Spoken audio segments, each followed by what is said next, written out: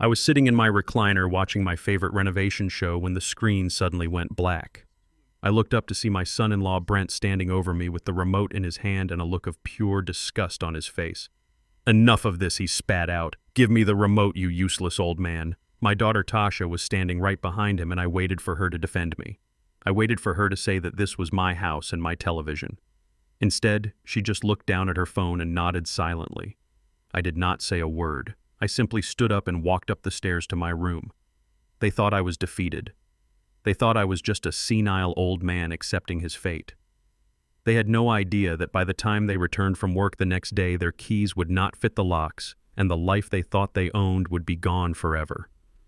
Before I tell you how I evicted my own family without saying a single word, let me know where you are watching from in the comments below. Hit like and subscribe if you have ever had to remind people exactly who you are. My name is Caleb Johnson, and I am 70 years old.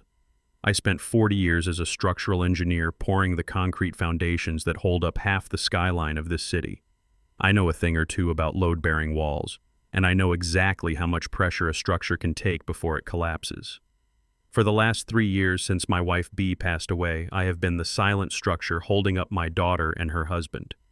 I let them move into my 4-bedroom colonial house when Brent lost his job.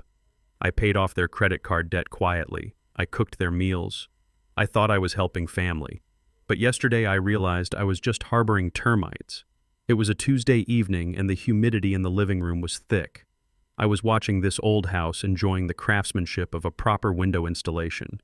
It was the only hour of the day I truly relaxed. Then came the click. Brent stood there in his cheap polyester suit smelling of stale cologne and arrogance. He tossed the remote onto the sofa like he was discarding a piece of trash. "You are always watching this garbage," Brent sneered. "Do something productive for once, Caleb. You are just taking up space. Valuable space. Tasha and I have been talking. We need this living room for a home office. You can move your recliner to the basement. Or better yet, maybe it is time we looked at that facility on the east side." My heart hammered against my ribs, but my face remained like stone. I looked at Tasha. My little girl. The girl I taught to ride a bike on this very driveway. She refused to meet my eyes. She was inspecting her fingernails as if the dismantling of her father's dignity was a boring chore she just wanted to be over with. "You agree with him, Tasha?" I asked. My voice was low, gravelly. She shifted her weight and finally looked at me with cold, empty eyes. "Look, Dad," she said, her voice devoid of any warmth. "Brent is right. You are getting older. You are forgetful. You leave lights on. You are just in the way. We need to modernize this place. We need the space." The silence that followed was deafening. In that moment, the daughter I raised died. The woman standing there was a stranger who wanted my home but not my presence. I could have shouted. I could have told them that the deed to this house was in a safe deposit box they could not access. I could have told them that I had more money in my retirement account than Brent would make in 10 lifetimes.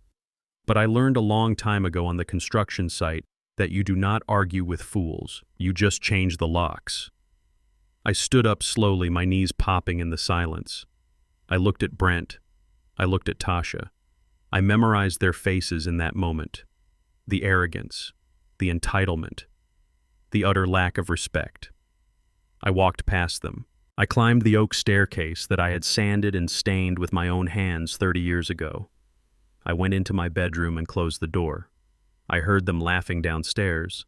I heard the TV turn back on to some loud reality show. They thought they had won. They thought the old man had retreated to lick his wounds. But I was not sleeping. I pulled my old military duffel bag from the back of the closet. I did not pack clothes. I packed the things that mattered. The framed photo of Bay, my drafting compass, and the small steel box kept under the floorboards beneath my bed. Inside that box were the original blueprints of this house. Every wire, every pipe, every secret, and the title deed proving that Caleb Johnson was the sole owner of this property and the land it sat on. At 2 a.m., when the house was finally quiet and I could hear Brent snoring down the hall, I took out my phone. I dialed a number I had not called since my days as a site foreman. It rang once. "Yeah," a voice answered. "Yeah, SCSS. Rough. Awake." "Saul, it is Caleb." There was a pause, then a low chuckle. Caleb Johnson. I heard you retired. I did, I said, looking out the window at the streetlights. But I have one last job. I need the Emerald Protocol. Tomorrow morning. Saul let out a low whistle. Emerald Protocol. That is the nuclear option, Caleb. You sure? I am sure. They leave for work at 8 a.m. Be here at 8:01. Consider it done. I did not sleep that night. I sat in the dark listening to the house settle. I listened to the wind in the eaves. I was saying goodbye. Not to the house, but to the life I had lived in it, to the memories of Tasha growing up, to the ghost of the family I thought I had. By morning, that family would cease to exist. The sun came up with a cruel brightness. I heard their alarm clocks go off. I heard the rush of water in the pipes as they showered. The smell of coffee drifted upstairs. They did not call me for breakfast. They did not check on me. I watched from my window as they walked to the car. Brent was checking his hair in the side mirror of his leased BMW. Tasha was typing on her phone, probably complaining to a friend about her burdensome father. "See you later, Dad," Tasha yelled toward the house without looking up. "Try not to burn the place down," Brent laughed. "Yeah, old man. And move that chair to the basement by tonight. I mean it." They got in the car. The engine revved. They drove away without a backward glance. As soon as their taillights disappeared around the corner, I turned away from the window. I walked downstairs. The house was empty. It felt cold. I walked to the front door and opened it wide. 2 gray, unmarked vans pulled into the driveway. They moved with precision. Saul stepped out of the first van. He was older now, gray in the beard, but he still looked like a tank. He held a heavy drill in one hand and a high-tech smart lock system in the other. Behind him, 4 men in coveralls jumped out carrying steel shutters and heavy toolboxes. "You ready for this?" Caleb Saul asked, stepping onto the porch. I looked at the driveway where my daughter had just driven away. I looked at the neighborhood I had helped build. I took a deep breath. "I have never been more ready in my life," I said. "Change every lock, Saul." Biometric scanners on the doors, steel shutters on the ground floor windows, and cut the master utility line to the guest wing. Saul grinned. "Scorched earth. I like it." "We have 8 hours before they come back," I said, checking my watch. "Let us turn this home into a fortress." The sound of drills biting into wood filled the air. It was the sound of construction. It was the sound of renovation. But mostly it was the sound of consequences. The house was silent now, but it was not the empty silence of abandonment. It was the heavy, expectant silence of a trap waiting to be sprung. I sat in my armchair in the living room, the same chair Brent had ordered me to move to the basement just 24 hours ago. But I was not watching television. I was watching the security monitor connected to the new cameras Saul had installed. The clock on the wall ticked past 5:59. My heart was beating with a steady rhythmic thud like a pile driver hitting bedrock. I took a sip of iced tea. The condensation on the glass was cold against my fingers. I was calm. I had spent 40 years managing construction sites where chaos was just one mistake away. I knew how to wait. At exactly 6 o'clock, the headlights of the silver BMW swept across the front lawn. They were punctual, I would give them that. Brent liked to run his life on a schedule because it gave him the illusion of control. I watched on the screen as the car pulled into the driveway. I saw Brent get out first, loosening his tie. He looked tired, but smug, the look of a man who had spent the day closing deals and bullying subordinates. Tasha got out of the passenger side carrying 3 shopping bags from an expensive boutique. It seemed they had already started spending the money they thought they would save by putting me in a nursing home. They walked up the path to the front porch. I could hear their muffled voices through the glass. Brent was complaining about the traffic. Tasha was laughing about something one of her friends had said. They were completely oblivious. They were walking toward a cliff edge thinking it was a sidewalk. I leaned forward in my chair. This was the moment. I heard the heavy footsteps on the wooden porch stairs, then the familiar jingle of keys. I saw Brent reach for the door handle. He didn't even look at the lock. He just jammed his key toward the hole where the old brass cylinder used to be. Clink. Metal hit metal, but it did not slide in. Brent frowned. I saw him look down. He tried again. He pushed harder, but there was no keyhole. The old lock was gone, replaced by a sleek black panel of reinforced glass and steel. A biometric scanner. "What the hell?" Brent muttered. I heard it clearly through the microphone. He stepped back and looked at the door number to make sure he was at the right house. Then he looked at the lock again. He pressed his thumb against the scanner. Access denied. The mechanical voice from the lock was loud and emotionless. A red light pulsed once. "Open the door, Tasha," he snapped. "My key is not working." Tasha stepped up, dropping one of her shopping bags. She looked confused. She dug through her purse and pulled out her key. She tried to insert it, but like Brent, she found no opening. She pressed her thumb to the glass. Access denied. I took another sip of tea. The ice cubes clinked softly. "Dad," Tasha called out. Her voice was annoyed, not worried. "Dad, open the door. The lock is broken." I did not move. I did not speak. I simply watched. Brent's annoyance turned to anger in a split second. He pounded on the door with his fist. The sound reverberated through the house, but the reinforced solid oak held firm. "Caleb," he shouted, "open this damn door right now. I know you are in there. I can see the light on. Quit playing games, old man."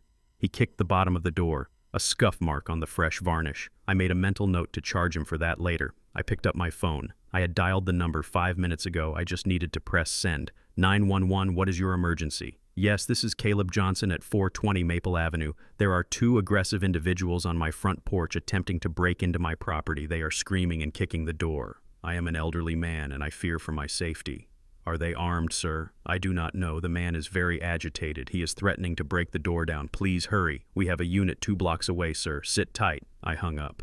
Outside, the temper tantrum was escalating. Brent was now screaming at the top of his lungs. His face was a mask of red fury. He was pacing back and forth on the porch, running his hands through his gelled hair.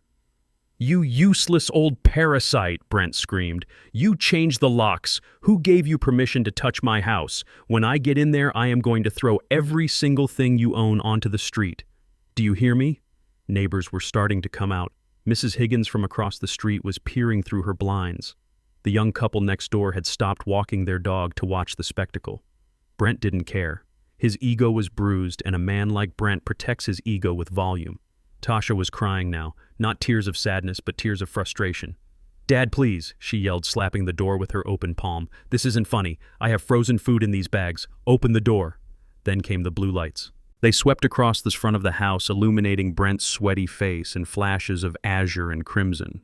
A police cruiser pulled up to the curb silently. 2 officers stepped out. One was a tall man with a stern face, Officer Miller. I recognized him. I had fixed his father's roof 20 years ago for free. Brent froze. He looked at the police and then he smiled, a shark-like smile. He thought the cavalry had arrived to help him. He adjusted his tie and walked down the steps to meet them, putting on his best salesman face. "Officers, thank God you are here," Brent said, pointing back at the house. "My father-in-law has locked himself inside. He is having a senile episode. He might have dementia. We need you to help us break the door down before he hurts himself." Officer Miller didn't smile. He kept his hand near his belt. "Sir, step away from the residence.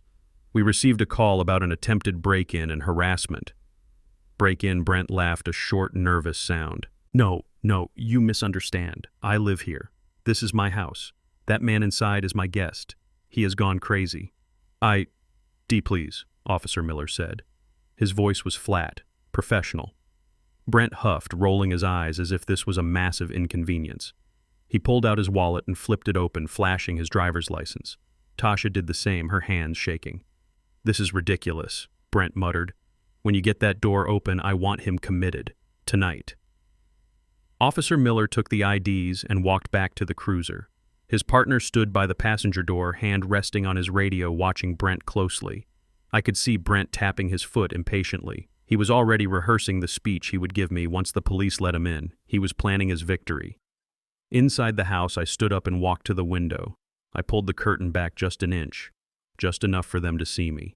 Tasha saw me first. "Dad," she mouthed. "Open the door." I looked at her. I looked right through her, and then I let the curtain fall back into place. Officer Miller walked back from the cruiser. He held the licenses in his hand, but his demeanor had changed. He was no longer just cautious. He was authoritative. He stopped 3 feet from Brent. "Mr. Sterling," he said, addressing Brent.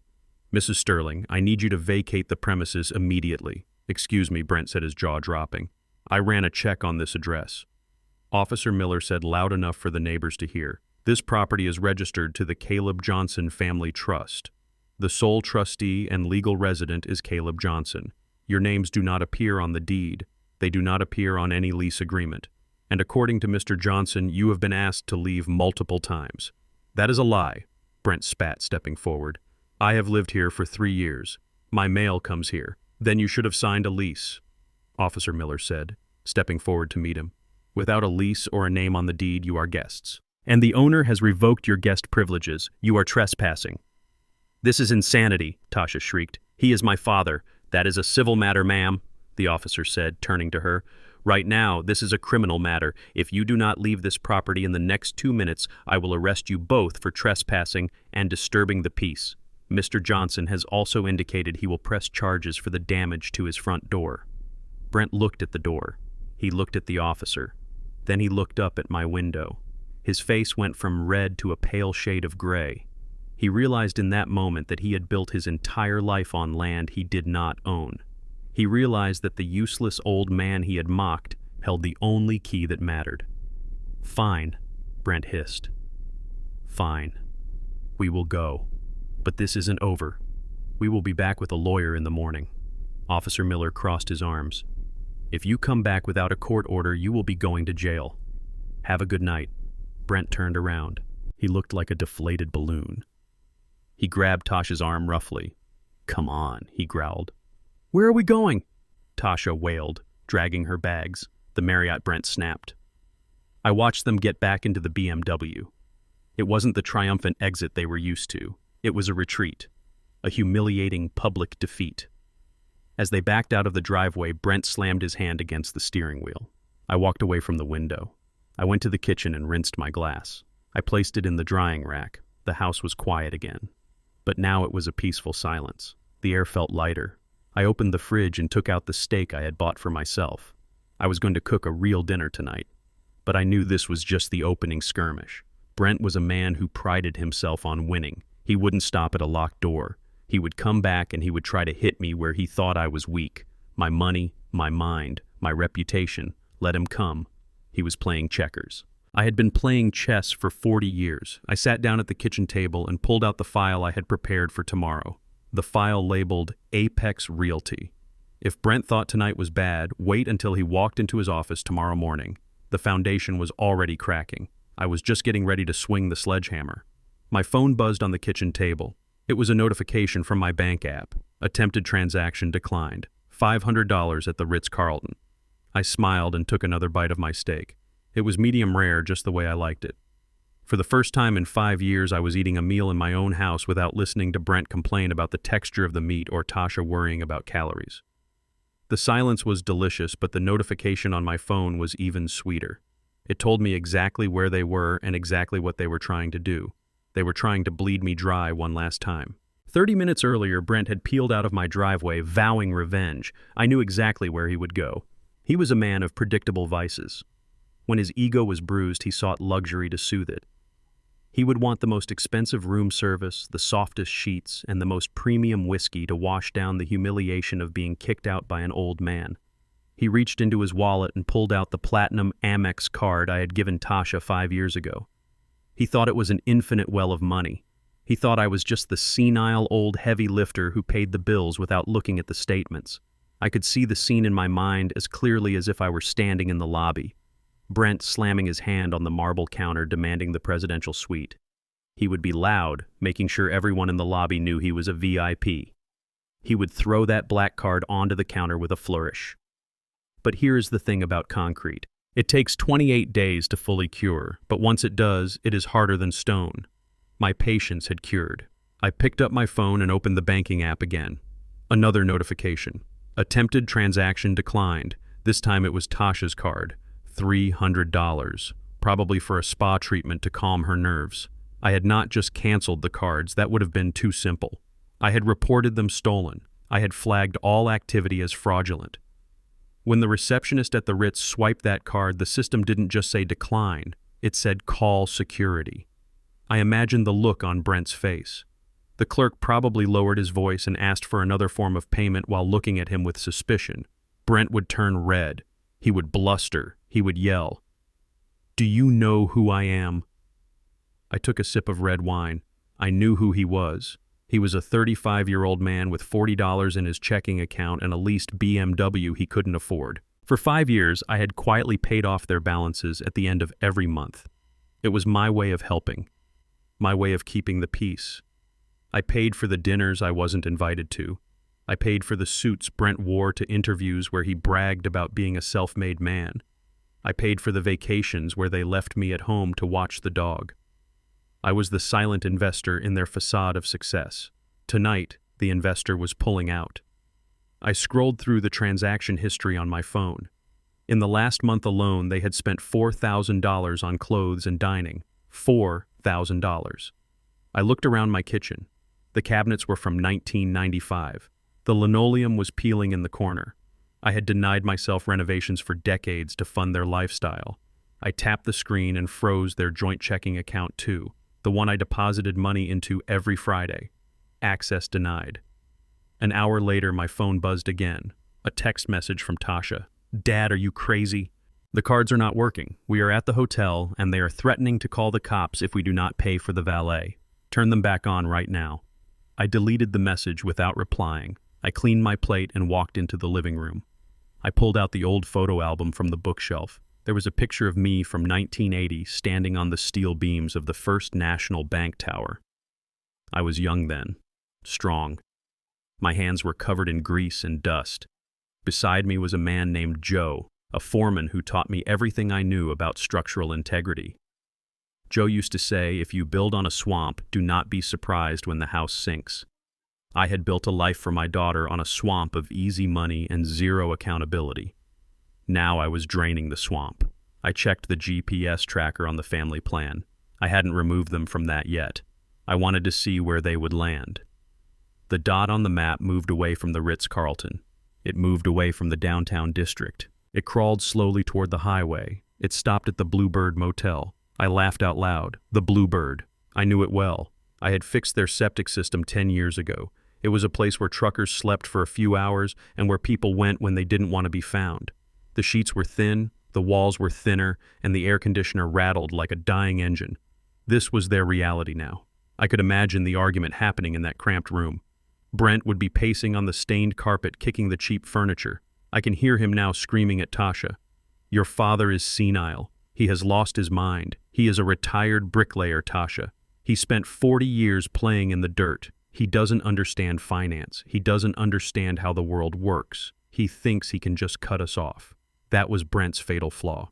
He looked at my rough hands and saw a laborer. He didn't see the engineer. He didn't know that before I poured concrete, I calculated the load. He didn't know that I owned the patent on a specific type of seismic reinforcement joint used in every bridge in this state. He thought I was broke because I drove a Ford truck and wore flannel shirts. He thought the money came from a dwindling pension. He had no idea that the portfolio I managed was worth more than the real estate firm he worked for. I walked to the window and looked out at the street. The neighborhood was quiet. The house was secure. The locks were solid. For the first time in years, I did not feel the heavy weight of obligation pressing down on my chest. I felt light. But I knew Brent. I knew the way a desperate man thinks. He wouldn't take this lying down.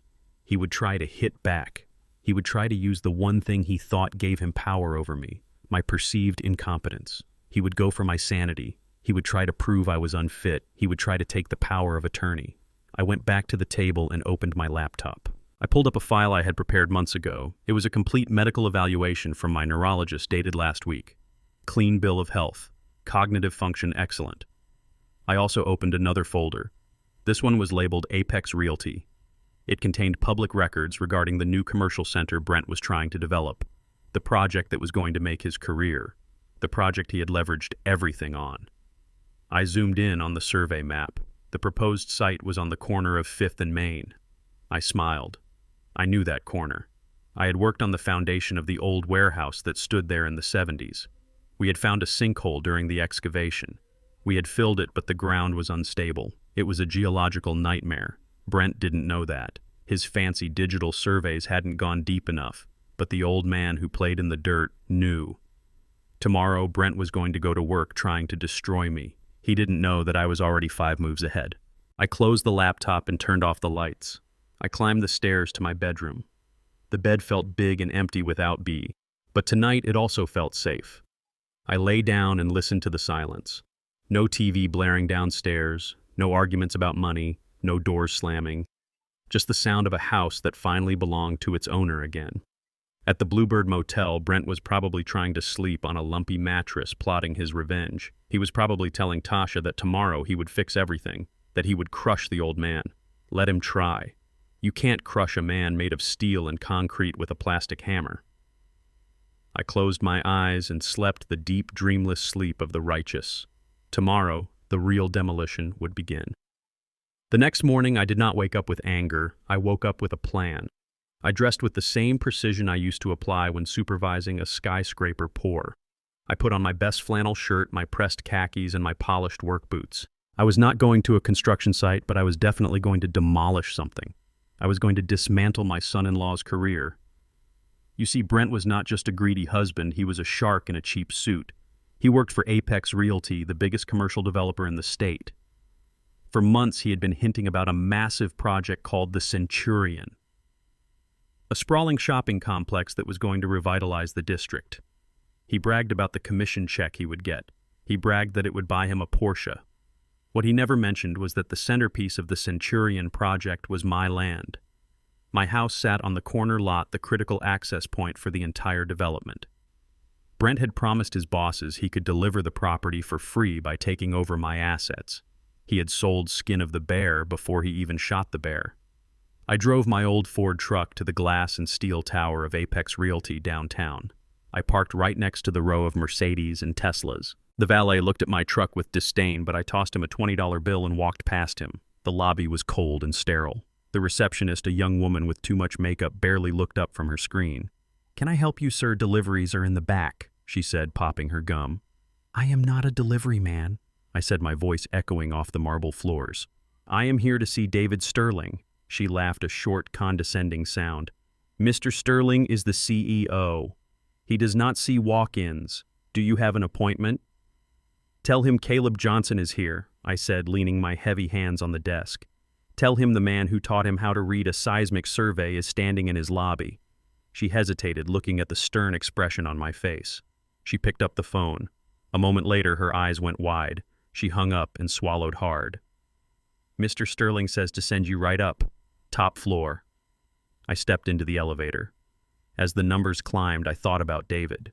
30 years ago, he was just a skinny intern on my job site. I was the one who pulled him out of the way of a swinging steel beam. I was the one who taught him that integrity is the only material that never cracks. Now he ran the city's biggest real estate firm. I wondered if he still remembered the lessons. The elevator doors opened. David was waiting for me. He was older now, wearing a suit that cost more than my truck, but his smile was genuine. "Caleb Johnson," he boomed, extending his hand. "I have not seen you since the stadium project. You look like you could still bend a rebar with your bare hands." We shook hands. His grip was firm. "I am getting old, David," I said, "but my eyes still work." Come in," David said, ushering me past a row of glass offices. As we walked down the hallway, I saw him. Brent. He was in a conference room pitching to a group of investors. He was pointing at a digital map on the wall, a map that showed my house flattened into a parking lot. He looked up and saw me walking with the CEO. His jaw dropped. He stopped mid-sentence. I didn't acknowledge him. I kept walking. In David's office, I declined the coffee. I placed a rolled-up tube of paper on his mahogany desk. "I heard about the Centurion project, David," I said, unrolling the paper. "It is ambitious." David nodded, leaning back. "It is our flagship, Caleb. We are closing the land acquisition this week. Your son-in-law, Brent, says he has the corner lot secured." I smoothed out the paper. It was a geological survey map from 1985, hand-drawn and stamped with my engineer's seal. "Brent is a salesman, David," I said, pointing to a red-shaded area on the map. "He looks at the surface. I look at what is underneath." David leaned forward, frowning. "What am I looking at?" "You are looking at a limestone karst system," I explained, tapping the map. "My property and the 3 lots adjacent to it sit on top of a network of hollow caves. If you pour a foundation for a 3-story commercial complex here without spending $10 million on pilings, the whole thing will sink into the earth within 5 years. David's face went pale. He snatched his reading glasses and scrutinized the map. "Our modern surveys didn't show this," he muttered. "Modern surveys use satellite data," I said. They miss the deep voids. I was there when we drilled the test bores 30 years ago. I kept these records because I knew one day someone would try to build something heavy here. You can't build the Centurion on my land, David. It is a death trap. David sat back, exhaling a long breath. He looked at me with a mix of horror and gratitude. If we had broken ground, if the foundation had cracked, the lawsuits would have bankrupted us. I rolled up the map. I am not here to ruin your project, David. I am here to save you from a mistake, and to let you know that my property is not for sale. Not now. Not ever. David stood up. He looked furious, but not at me. He pressed the intercom button on his desk. His voice was ice cold. Send Brent in here, now. I stood up to leave. You stick around, Caleb, David said. I want you to hear this. No, I said, putting on my hat. I did what I came to do. You run your company, David. I just need to go fix a leaky faucet. I walked out of the office just as Brent was rushing in. He looked sweaty. He looked panicked. What are you doing here? He hissed at me, grabbing my arm in the hallway. You senile old bat, did you embarrass me? I pulled my arm away. His grip was weak. I just saved your boss $10 million, Brent, I said calmly. You should thank me. I walked to the elevator. Behind me, I heard the heavy door of the CEO's office slam shut. Then I heard David's voice muffled but thundering through the glass. You didn't do your due diligence, Brent. You almost destroyed this firm. I stepped into the elevator and pressed the button for the lobby. As the doors closed, I saw Brent standing in the glass box of an office. His head hung low while David threw a file onto the desk. It was a beautiful sight. But as I walked back to my truck, I knew this wasn't the end. A wounded animal is dangerous. Brent wouldn't see this as a professional failure. He would see it as a declaration of war. He would blame me for his incompetence. My phone buzzed as I started the engine. It was a text from Tasha. Dad, what did you do? Brent is coming home. He is screaming. He says he is going to have you declared incompetent by Monday. He says you are dangerous. Please, Dad, just apologize. I tossed the phone onto the passenger seat. Apologize. That was the problem with my daughter's generation. They thought consequences were something you could just apologize away. I put the truck in gear.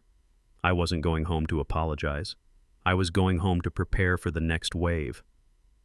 Brent was coming for my mind now. He wanted to prove I was crazy. Well, let him try. I had handled inspections from federal regulators that were scarier than him. If he wanted to play doctor, I would be happy to give him a lesson in anatomy. Specifically, the part where I kick his ass out of my life permanently. They say the most dangerous structural failure is the one you cannot see. It is not the cracked beam or the sagging roof that kills you. It is the dry rot. It eats away at the wood from the inside out, leaving the surface looking perfect until the moment you put weight on it and the whole thing turns to dust. 2 days after I humiliated Brent at his office, I received a phone call. It was Tasha.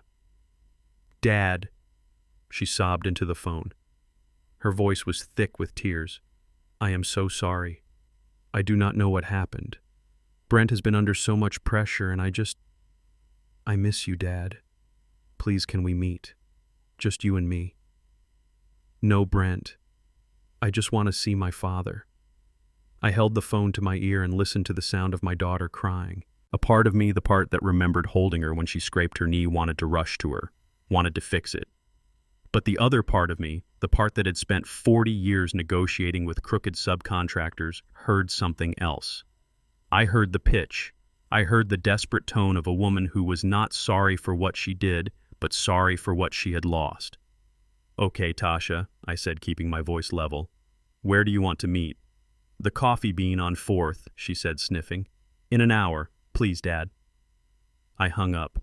I did not feel relief. I felt the hair on the back of my neck stand up. It was the same feeling I used to get when I walked onto a job site where the crew was cutting corners. Something was not right. Brent does not just give up. He does not send his wife to wave a white flag unless he has a sniper hidden in the bushes. I arrived at the coffee shop 15 minutes early. I sat in my truck and watched. It was a habit from the old days. Assess the site before you start the work. I saw Tasha arrive. She looked nervous. She checked her reflection in the window 3 times before going in. But she was not alone. 2 minutes after she entered, a man in a gray suit walked in. He was carrying a leather briefcase and moved with the self-importance of a man who charges by the hour. I recognized the type immediately. He wasn't a construction lawyer. He looked like a doctor, the kind of doctor who testifies in court for whichever side pays him more. He sat at a table 2 spots away from where Tasha had set up. He opened a notebook and placed a pen perfectly parallel to the binding. The setup was clumsy. It lacked elegance. I took a deep breath and walked in. Dad Tasha stood up when she saw me. She hugged me. Her perfume was overpowering, but underneath it I could smell the sharp tang of fear. She was trembling. I sat down. I looked tired. I let my shoulders slump. I wanted them to think their plan was working before it even started. "I ordered you a water," Tasha said, pushing a glass toward me, "and a blueberry muffin, your favorite." "Thank you, sweetie," I said. My voice sounded frail, intentional. I looked at the water. It was clear, innocent. The ice cubes clinked against the glass. I reached for it. As I brought the glass to my lips, I paused. In construction, you work with chemicals, solvents, epoxies, stripping agents. Over 40 years, your nose becomes a spectrograph. You learn to smell a gas leak before the meter picks it up. You learn to smell wet drywall before the mold appears. I smelled it immediately. It was faint, a slightly bitter metallic scent rising from the water. Benzodiazepine, or maybe a mild sedative, enough to make an old man slur his words, enough to make him look confused, enough to make him look like he needed to be put away. My heart broke. Brent attacking me was war. I expected that.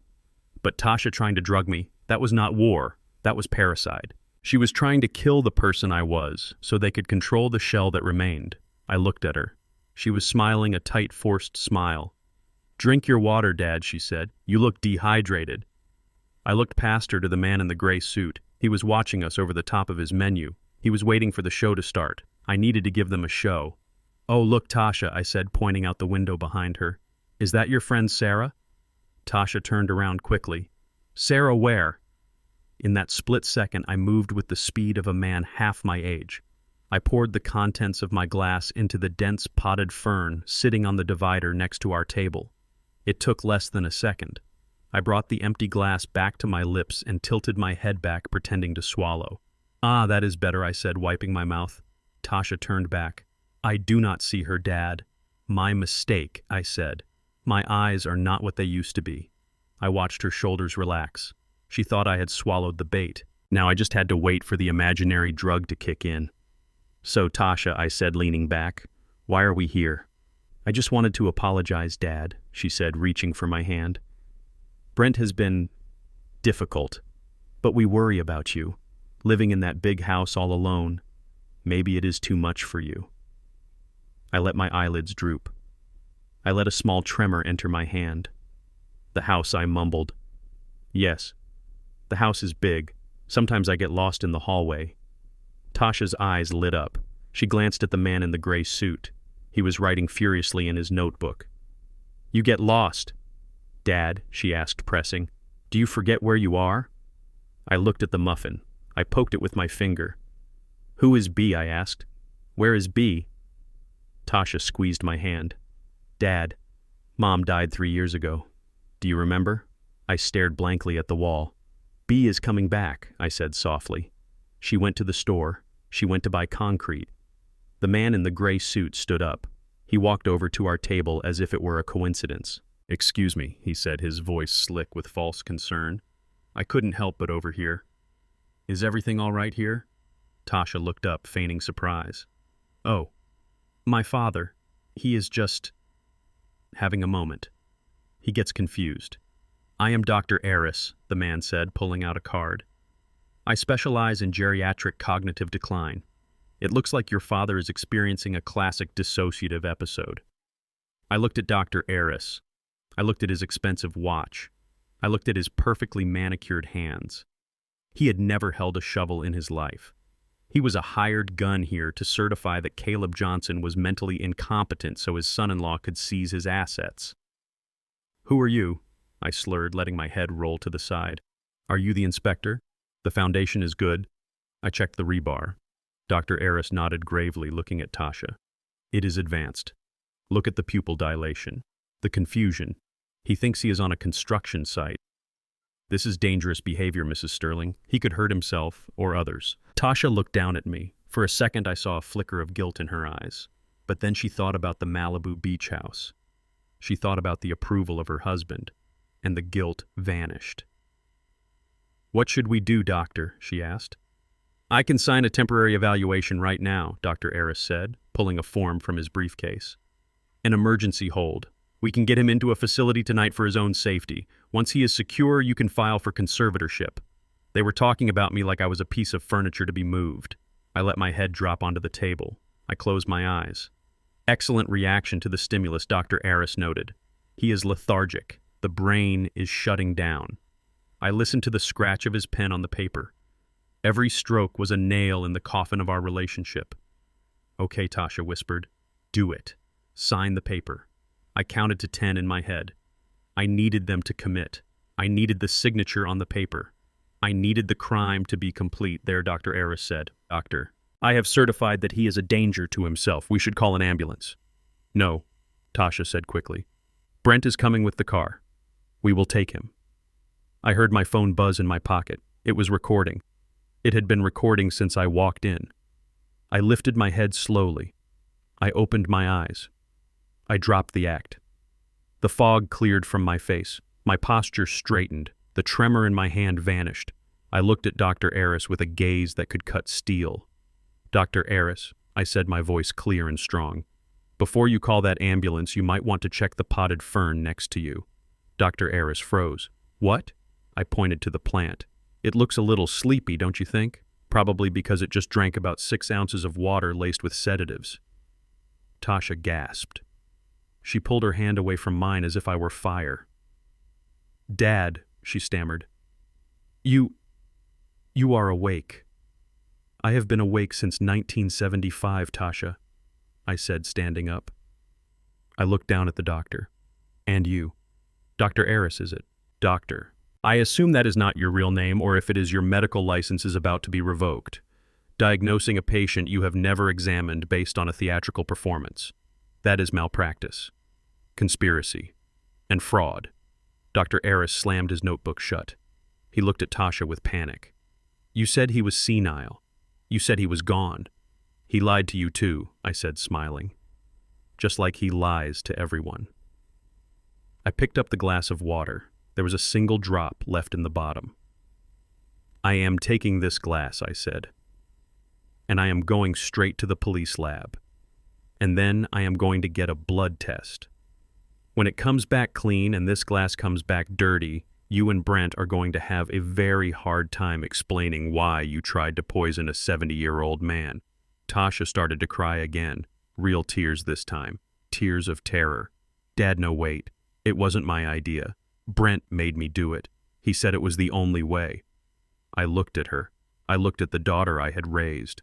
And I realized I had built a house with a fatal flaw. I had built it with love, but I had forgotten to reinforce the spine. "You made a choice, Tasha," I said. "You chose him." I turned to walk away. Dr. Aris tried to block my path. "Now look here, Mr. Johnson," he started. "Move," I said. It was one word, but it carried the weight of 40 years of commanding men who moved mountains. Dr. Aris moved. I walked out of the coffee shop into the bright sunlight. I felt sick to my stomach, my own daughter. I got into my truck and locked the door. I looked at the glass in the passenger seat. The evidence. I did not go to the police station immediately. I went to the hospital. I needed that blood test on official record. As the nurse drew the blood, I looked at the dark red vial. It was the same blood that ran through Tasha's veins. But somewhere along the line, the mixture had gone wrong. My phone buzzed. It was Brent. "Where are you?" he texted. "We are waiting." I typed back a single message. "The fern is asleep. I am wide awake. See you in court." I put the phone down. The sadness was gone, replaced by a cold, hard resolve. They wanted to play games with my health. They wanted to declare me unfit. Fine. If they wanted to see a crazy old man, I would show them what crazy looked like. Crazy was taking on a man who knew where every single skeleton was buried because he was the one who dug the holes. I thanked the nurse and walked out. I had one more stop to make. The city water department. Brent had tried to cut off my mind. I was about to cut off his flow. Literally. The darkness behind my closed eyelids was not peaceful. It was a theater of betrayal.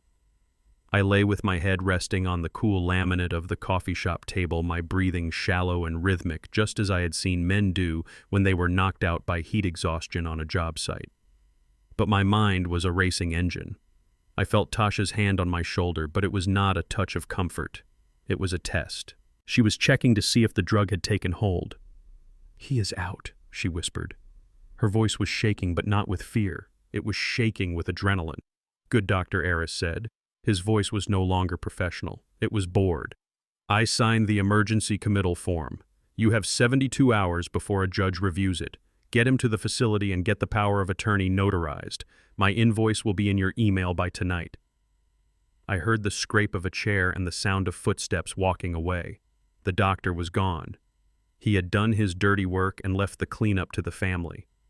Then I heard the heavy footsteps I knew better than my own heartbeat. Brent. He must have been waiting in the parking lot, watching through the glass like a vulture circling a dying animal. The bell above the door jingled as he walked in. "Is he out?" Brent asked. "No, hello? No, is he okay?" "Just is he out?" "Out cold," Tasha replied. She sounded relieved. "God, Brent, I thought he was going to catch us." He started talking about the fern and looking at the water. My heart almost stopped. "He is senile," Tasha Brent scoffed. "His paranoia is just a symptom. Look at him, drooling on the table like a baby." I felt Brent's hand grab my hair and pull my head back. It took every ounce of my discipline not to drive my fist into his throat right then and there. He lifted my eyelid with a rough thumb. I rolled my eyes back into my head, playing the part. "Lights are on, but nobody is home." Brent laughed, letting my head drop back onto the table with a thud. "Perfect," he said, rubbing his hands together. "Let us get him to the car. We need to stop by the house first." "The house?" Tasha asked. "I thought we were taking him straight to Happy Hills." "We need the deed," Tasha Brent hissed. "And the banking codes. They are in his safe. If he is this out of it, we can use his thumb to open the biometric locks he installed. We get in, we get the papers, we transfer the funds, and then we dump him at the nursing home. By the time he wakes up, he will be a ward of the state, and we will be shopping for furniture." I listened to every word. Each syllable was a sledgehammer, chipping away at the love I had held for them. "Grab his feet," Brent ordered. They dragged me out of the coffee shop. I made myself heavy. Dead weight. I wanted them to struggle. I wanted them to sweat. They grunted and cursed as they hauled me into the back seat of Brent's BMW. They shoved me in like a bag of cement, my legs twisted at an awkward angle. As we drove, I kept my eyes closed, but my ears were wide open. "I cannot wait to get rid of that smell," Tasha said from the front seat. "What smell?" Brent asked. "That old man smell," she said. "That mix of sawdust and menthol ointment. It makes me sick. I have been holding my breath every time I hug him for years. The ointment, the balm I used on my joints because I destroyed my knees carrying her on my shoulders. The sawdust that coated my lungs because I spent my life building the roof over her head. To her it was just a stench. To me it was the scent of sacrifice." "Do not worry, babe," Brent said, patting her leg. "Once we sell the house and that ugly truck, we are going to Malibu. Ocean breeze. No more sawdust, just salt water and cocktails. Malibu." They were selling my life's work for a beach house they hadn't earned. The car stopped. I heard the familiar sound of my own driveway gravel crunching under the tires. "Okay, listen to me," Brent said, turning off the engine. "We have to be fast. The neighbors are nosy. We drag him to the porch, use his thumb on the scanner, get inside, dump him on the couch, and find that safe." They hauled me out of the car. My boots dragged on the pavement. They pulled me up the steps. I felt Brent grab my right hand.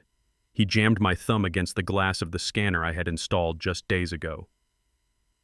Beep. "Welcome home, Caleb." The mechanical voice was the only welcome I received. "See?" Brent whispered. "Easy. Technology is great when you control it." They dragged me into the living room and dumped me onto the leather sofa. I landed hard, but I did not flinch. "Start looking," Brent barked. "Check the desk. Check under the floorboards in the bedroom. I will check the basement." I heard them tearing my house apart. Drawers were ripped open and dumped onto the floor. Books were swept off shelves. It sounded like a pack of wild dogs had been let loose. I waited. I lay there listening to the destruction, counting the seconds. I needed them to be deep in the act. I needed them to feel secure in their victory. "Found it," Tasha yelled from the dining room.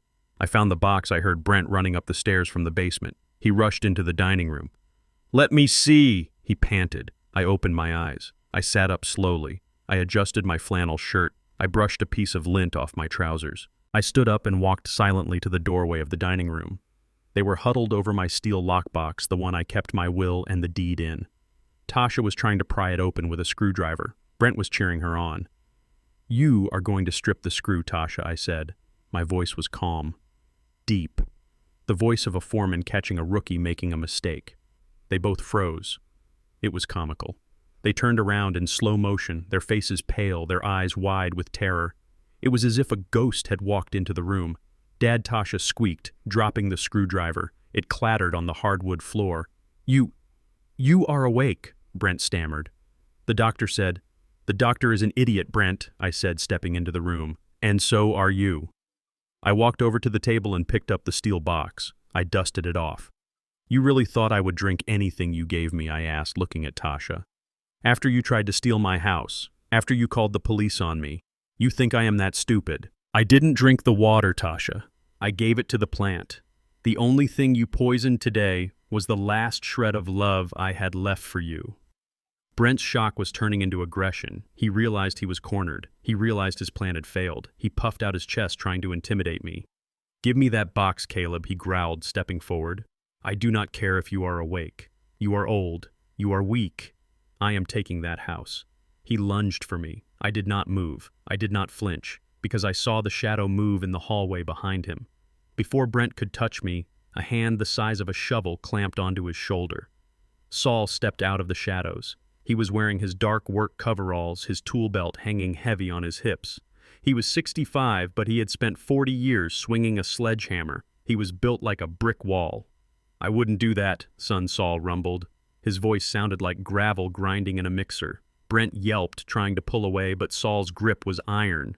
"Who the hell is this?" Brent screamed. "This is Saul," I said calmly. "He is my locksmith. And tonight, he is my trash removal service." I looked at Tasha. She was backing away, shaking her head. "Dad, please," she cried. "We can explain." "Explain what, Tasha?" I asked, cutting her off. "Explain that you hate the smell of the father who raised you. Explain that you want to trade my life for a beach house in Malibu." I heard every word in the car. Every single word. Tasha covered her mouth, sobbing. I walked up to her. I looked her in the eye. "You said you wanted to get rid of the smell, Tasha. Well, you are in luck, because you are never going to smell it again." I turned to Saul. "Saul, escort them out. If they resist, call Officer Miller. I believe breaking and entering plus attempted kidnapping is a felony." "Let go of me," Brent shouted, struggling against Saul. "This is my house." "No, son," Saul said, spinning Brent around and marching him toward the door. "This is Caleb's house. You were just a termite living in the walls." We walked them to the front door, the same door they had dragged me through 10 minutes ago. Saul threw Brent out onto the porch. He landed hard, rolling onto the grass. Tasha followed, stumbling in her high heels, clutching her purse. I stood in the doorway. The porch light cast long shadows across their defeated faces. "Dad," Tasha wailed, reaching out to me. "Dad, please, where are we supposed to go?" I looked at her. I thought about the little girl in pigtails. Then I thought about the woman who poured poison into my water. "Go to Malibu," I said. "I hear the weather is nice this time of year." I slammed the heavy oak door shut. I turned the deadbolt. Then I engaged the biometric lock. Beep. Secured. I leaned my back against the door and slid down until I was sitting on the floor. My heart was pounding. My hands were shaking not from fear but from the adrenaline leaving my body. Saul walked over and handed me a bottle of water. A sealed bottle. "You okay, boss?" he asked. I took the water. I drank half of it in one gulp. "I am okay, Saul," I said. The foundation held. Saul nodded. He looked around at the mess they had made in the living room, the overturned drawers, the scattered papers. "We have some cleanup to do," he said. "Yeah," I said, standing up. "We do, but the trash is already outside." I walked to the window and looked out. The BMW was peeling away, leaving rubber marks on the pavement. They were gone. But I knew this wasn't over. A man like Brent doesn't accept defeat. He escalates. He had failed to take my house. He had failed to take my mind. Now he would try to destroy the ground I walked on. I looked at the clock. It was late, but tomorrow was a new day. And I had a feeling that tomorrow Brent was going to try something desperate, something dangerous. He was going to try to cut my water. I smiled grimly. Let him try. He was about to find out that when you dig a hole to bury someone else, you usually end up falling in it yourself. The courtroom smelled of floor wax and cheap coffee. It was a smell I hated. It reminded me of the days I spent fighting zoning boards and city inspectors who wanted bribes to approve perfectly safe blueprints. But today, I was not fighting for a building permit. I was fighting for my life. I sat at the defendant's table next to Isaac.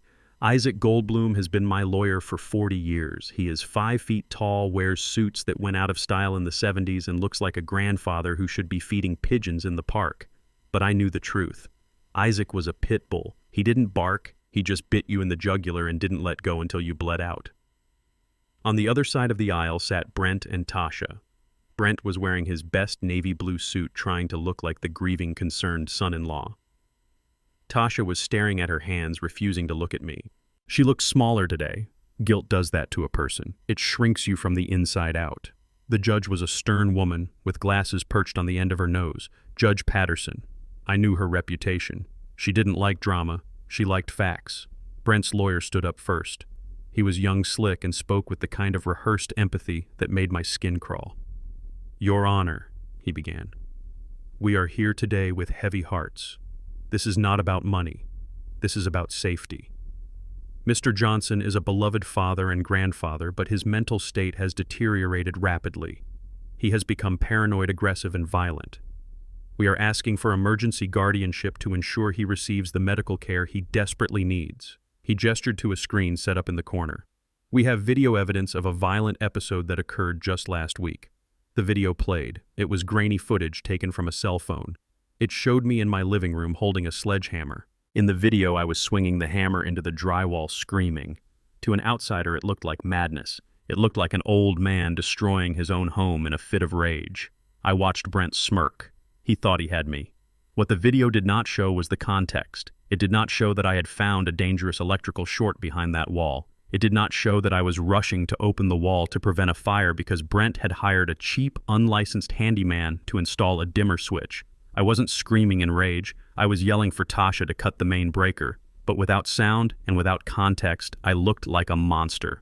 The video ended. Silence filled the room. We also have a medical evaluation. Brent's lawyer continued, holding up a piece of paper.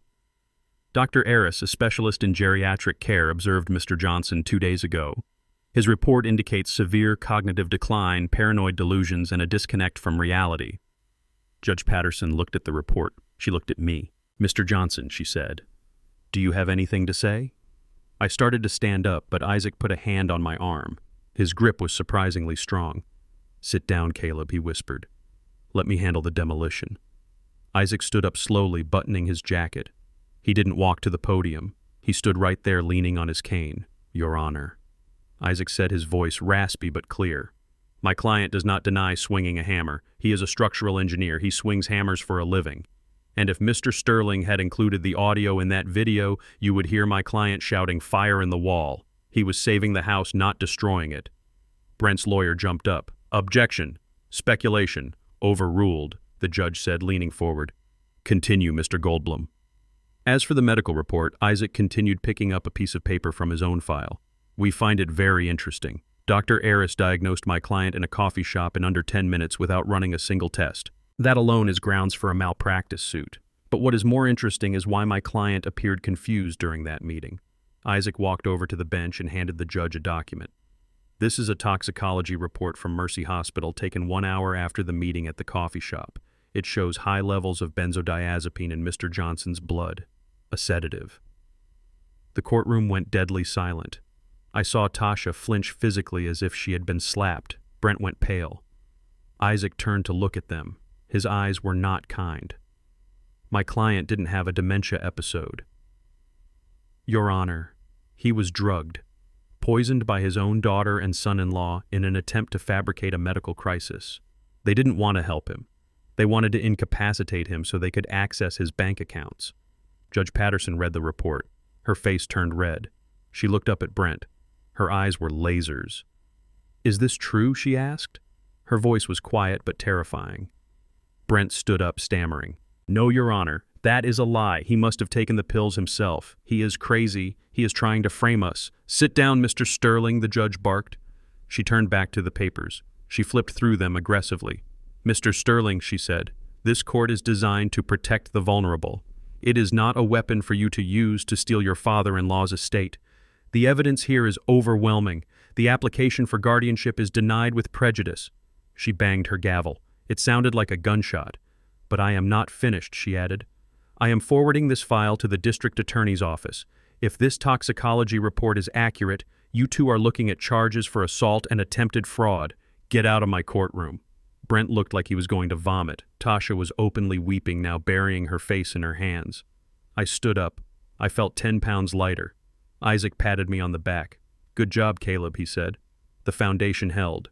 We walked out of the courtroom. In the hallway, Brent was waiting. He wasn't crying anymore. The fear was gone, replaced by a cold snake like hatred. He was cornered, and a cornered rat is the most dangerous kind. "You think you won," Brent hissed, stepping into my path. "You think because you have a smart lawyer and some blood work you are safe." "Get out of my way, Brent," I said. "I am done talking to you." "You can keep the house, old man," Brent whispered, leaning in close. "But you won't be able to live in it. You think you know about construction. You think you know about pressure. You have no idea what is coming. If I can't have that land, nobody can." He turned and stormed off, his expensive shoes clicking on the marble floor. Tasha trailed behind him, looking like a ghost. I watched them go. Isaac stood beside me, watching them too. "He is threatening you, Caleb," Isaac said. "You should get a restraining order." "Paper won't stop a man like that," I said, shaking my head. "He is desperate, Isaac. He promised that land to his bosses. He leveraged his career on it. He isn't going to stop until the house is gone." "Then what will you do?" Isaac asked. I adjusted my collar. "I am going to go home," I said. "And I am going to prepare for a siege. He thinks he can break my house. He forgets that I am the one who knows where the weak points are. And if he tries to strike, he is going to find out that concrete hits back." I drove home alone. The victory in court tasted sweet, but it had a bitter aftertaste. My daughter had sat there and watched her husband accuse me of being insane. She knew I was drugged. She knew I was the victim. And she said nothing. That silence was the final severance. The last emotional tie I had to her snapped. I was no longer a father. I was a fortress commander. When I got home, I didn't relax. I went straight to the basement. I checked the main water line. I checked the gas main. I checked the electrical panel. Brent's threat was not empty. He said if he couldn't have the land, nobody could. That meant he was going to try to devalue the property, make it unlivable, destruction. I walked the perimeter of my property. The sun was setting, casting long shadows across the lawn. I stopped at the back corner where the main municipal water pipe connected to my land. It was an old pipe, iron, rusty but solid. If that pipe broke, it wouldn't just flood my yard. It would wash away the soil stability for the entire block. I stood there looking at the ground. I felt a vibration, a low hum. My construction instincts kicked in. That wasn't the wind. That was the sound of heavy machinery. I looked down the hill toward the construction site of the new condos Brent's company was building. An excavator was moving. It was moving late in the day, and it was moving toward the easement that bordered my property. I narrowed my eyes. So that was it. Plan B. He wasn't going to break in. He wasn't going to sue me. He was going to cause an accident. A catastrophic infrastructure failure that would force the city to condemn my land. I pulled out my phone and called Saul. "Saul," I said, "bring the crew back. And bring the trench shoring gear. Tonight we dig." If Brent wanted to play in the dirt, I would show him the difference between a real estate agent with a shovel and an engineer with a plan. He was about to break a pipe, but I was about to break his entire world. They say water always follows the path of least resistance, but in my line of work I learned that water is also the most destructive force on Earth. It can carve canyons through stone, and it can bring down a skyscraper if you give it enough time. Brent did not have time. He was impatient. He wanted to wash me out of my house like a spider down a drain. He thought that by cutting my water supply, he would force me to surrender. He thought that without water, the old man would have to leave. It happened at 3 a.m. I was awake because I am always awake now. I was sitting in the dark studying the schematics of the city grid when I felt the house shudder. It wasn't an earthquake. It was a vibration deep in the earth. A low groan followed by a sound I knew too well. The sound of high-pressure metal rupturing. Then came the hiss, a sound like 1,000 snakes released at once. I grabbed my flashlight and ran to the front porch. What I saw made my blood run cold. My front yard was gone. In its place was a geyser of muddy water shooting 20 feet into the air. It was tearing up the lawn I had planted 30 years ago. It was washing away the azaleas Bea had loved. But it wasn't just my yard. The water was flowing fast, thick with mud and silt, pouring out into the street. The streetlights flickered and died. I saw the asphalt of the main road begin to buckle. The ground beneath the pavement was liquefying. A sinkhole was forming right in front of my driveway. I saw a dark figure sprinting away down the street, jumping into a waiting truck. I didn't need to see his face to know who sent him. Brent didn't have the guts to swing the pickaxe himself, but he had the money to hire someone who did. Neighbors were coming out of their houses in their bathrobes screaming. Mrs. Higgins was yelling that her basement was flooding. I didn't panic. Panic is for amateurs. I went into crisis management mode. I ran to the garage. I didn't grab a phone to call the city. By the time the city crew arrived, the whole street would be gone. I grabbed my waders. I grabbed my heavy-duty pipe wrench. I grabbed the headlamp I used for spelunking inspections. I pulled on the rubber suit. It smelled of old rubber and hard work. I strapped the tool belt around my waist. The weight of the steel was comforting. I walked out into the deluge. The water was freezing cold. It hit me with the force of a fire hose, but I planted my boots in the mud and marched forward. "Mr. Johnson, what are you doing?" a neighbor yelled. "Get back. It is dangerous." "Go inside," I roared over the sound of the rushing water. "Go inside and fill your bathtubs before the pressure drops to zero." I waded toward the source of the geyser. It was the main valve access point at the edge of my property line. The ground was unstable. Mud sucked at my boots, trying to pull me down. I found the manhole cover. It was dislodged, dancing on top of the column of water. I took a deep breath. I had to go down. I slid into the hole. The water was up to my chest immediately. It was dark, and it smelled of iron and wet earth. I turned on my headlamp. The beam cut through the murky water, illuminating the chaos below. I saw the pipe. It was the main 12-inch supply line. Someone had taken a sledgehammer to the valve coupling. It was a jagged, brutal break. But as I wiped the mud from my goggles, I saw something else. Something that shouldn't be there. Behind the fractured main pipe, there was a secondary pipe, a modern blue PVC pipe grafted onto the old iron system with a clumsy, illegal bypass valve. It was hidden deep in the shadows of the access tunnel, buried under years of sediment. I stopped moving. I stared at the blue pipe. I knew that gauge of pipe. It was industrial grade, high capacity. I traced it with my light.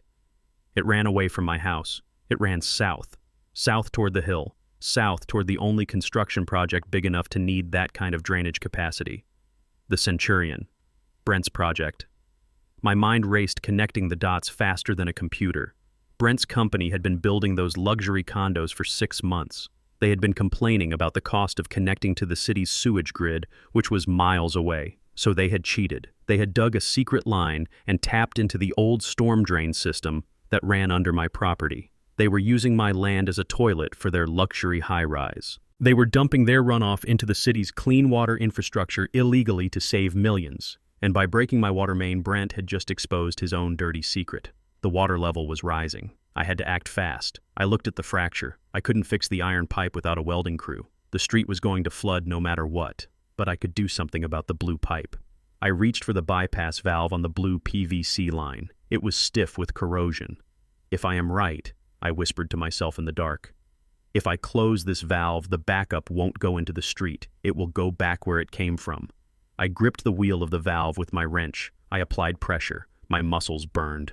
I gritted my teeth, thinking of Tasha's betrayal, thinking of Brent's arrogance, thinking of the doctor they hired to steal my mind.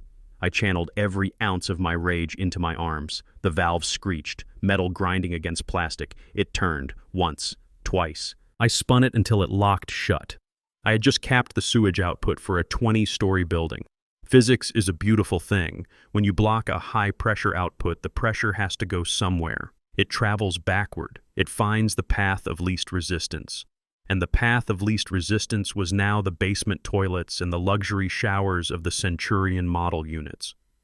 I climbed out of the hole just as the sirens started to wail in the distance. I was covered in mud, soaking wet and shivering. But I was smiling. The street was a mess. The asphalt was ruined. Brent had succeeded in causing thousands of dollars of damage to the neighborhood, but he had no idea what he had just done to himself. I walked back to my garage. I peeled off the waders. I washed the mud from my face. I walked into the kitchen and poured myself a glass of whiskey. I sat by the window and waited for the police. When Officer Miller arrived, he looked at the destruction. "Who did this, Caleb?" he asked, shaking his head. "I don't know who swung the hammer," I said, taking a sip of whiskey. "But I know who hired him, and I know what they broke." I handed Officer Miller a diagram I had just drawn on a napkin. "You might want to call the EPA officer," I said, "and you might want to send a patrol car down to the Apex Realty construction site. I have a feeling they are about to have a very messy plumbing emergency." Officer Miller looked at the napkin. He looked at me. "You found an illegal tap?" he asked. "I found the smoking gun," I said, "and I just pulled the trigger." 10 minutes later, my phone buzzed. It wasn't a text, it was a news alert. Breaking news. Massive sewage backup reported at the Centurion luxury condo development. Model units flooded. Structural damage suspected. I laughed. It was a dry, harsh laugh. Brent wanted to cut off my water. Instead, he just drowned his own career in shit. I watched the red and blue lights flashing on my ceiling. The city crews were arriving to fix the street. They would find the illegal pipe. They would trace it back to Apex Realty. The fines would be astronomical. The criminal charges would be severe. Brent wasn't just fired now, he was finished. But I wasn't done. I went to my safe and pulled out the deed again. I looked at the property line. The sinkhole was on my land. Technically, the city would need my permission to bring in the heavy equipment to fix it. I wasn't going to give it. Not until I had a face-to-face with the CEO of Apex Realty. I was going to hold the city's infrastructure hostage until I got what I wanted, and what I wanted was simple. I wanted Brent to come here. I wanted him to stand in the mud, and I wanted him to apologize to me in front of the entire neighborhood. I took another sip of whiskey. The water was still rushing outside, but inside the house it was quiet. I am Caleb Johnson. I build things. And tonight I just built a trap that no rat can escape from. There is a saying in the construction business that the most expensive tool on a job site is a red pen. A sledgehammer breaks walls, but a red pen in the hand of a city inspector stops the entire world. After I discovered the illegal sewage bypass Brent had installed, I did not rush to the press. I did not go screaming to the neighbors. I went to my study and took out my old typewriter. I did not want digital footprints. I typed a single-page letter addressed to the Environmental Protection Agency and the City Department of Public Works. It was dry, technical, and devastatingly precise. I cited the specific municipal codes regarding hazardous waste disposal and cross-connection violations. I included the GPS coordinates of the concealed valve I had found. I signed it simply, a concerned citizen. I dropped it in the mailbox at dawn, and then I sat back to watch the demolition. It took 48 hours for the bomb to detonate. I drove my truck to a hill overlooking the Centurion construction site. I parked and poured coffee from my thermos. It was a beautiful morning for a raid. At 9 o'clock sharp, a convoy of white government SUVs rolled onto the site. Men and women in windbreakers with EPA printed on the back stepped out. They did not look like they were there for a friendly chat. They were there for blood. I watched through my binoculars as they swarmed the site. I saw them locating the illegal pipe connection based on my tip. I saw them taking water samples.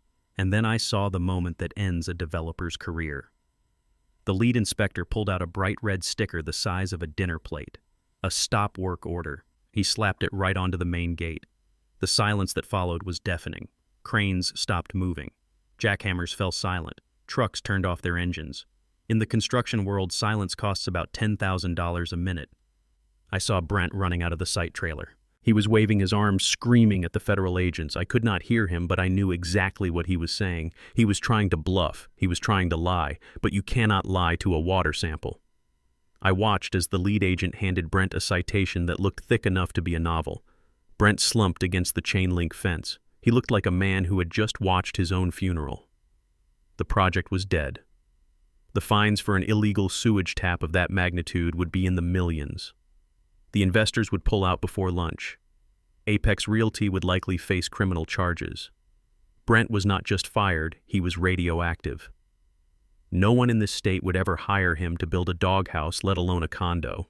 I finished my coffee and started the truck. The structural failure was complete. Now I just had to wait for the aftershocks. The aftershocks arrived at my front door at 11 that night. It was raining hard. A cold, biting rain that washed the mud from the street but could not wash away the sins of my family. I was in the kitchen when I heard the pounding. It was not the arrogant, demanding knock of a man who thinks he owns the place.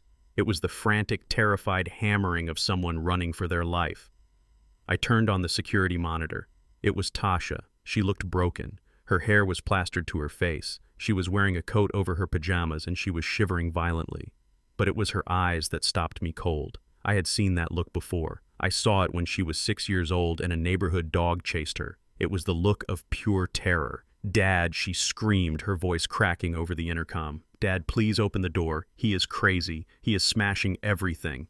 I stood there, my hand hovering over the unlock button. A father's instinct is to protect. It is biological. It is primal. I wanted to open that door and pull her inside and wrap her in a blanket. But then I remembered the coffee shop. I remembered the doctor. I remembered the look on her face when she agreed to put me in a home to get my money. "Please, Dad," she sobbed, leaning her forehead against the wet wood of the door. He threw a lamp at me. "He says it is my fault. He says I didn't get the money fast enough. He is drinking, Dad. He has a gun. I don't have anywhere else to go." I pressed the talk button. My voice was steady but heavy with sorrow. "Call the police, Tasha. Dad, please," she begged, looking up at the camera. "I can't call the police. He is my husband. Just let me in. I will leave him, I swear. I just need a place to sleep tonight." I looked at the image of my daughter. She was reaping the harvest she had planted. She had married a monster because she liked the lifestyle he promised. She had helped him try to destroy me because she wanted the inheritance early. Now the monster was turning on her and she wanted the sanctuary she had tried to steal. "I cannot let you in, Tasha," I said. What she gasped. "Dad, he might kill me." "He won't kill you," I said. "He is a coward, but if you come in here, you bring his war with you. I am not fighting your battles anymore. You chose him. You stood by him when he humiliated me. You stood by him when he poisoned me. You made your choice." "Dad, I am your daughter," she wailed. "And I am the useless old man you wanted to evict," I replied. "The locks work, Tasha. You tested them yourself." I released the button. I watched on the screen as she slid down the door, sitting on the porch in the rain. She cried for 10 minutes. Then she pulled out her phone. I saw her dial 3 digits. Good. She was finally doing what she should have done years ago. She was facing reality. I watched until the police cruiser arrived. I saw Officer Miller gently help her into the back seat.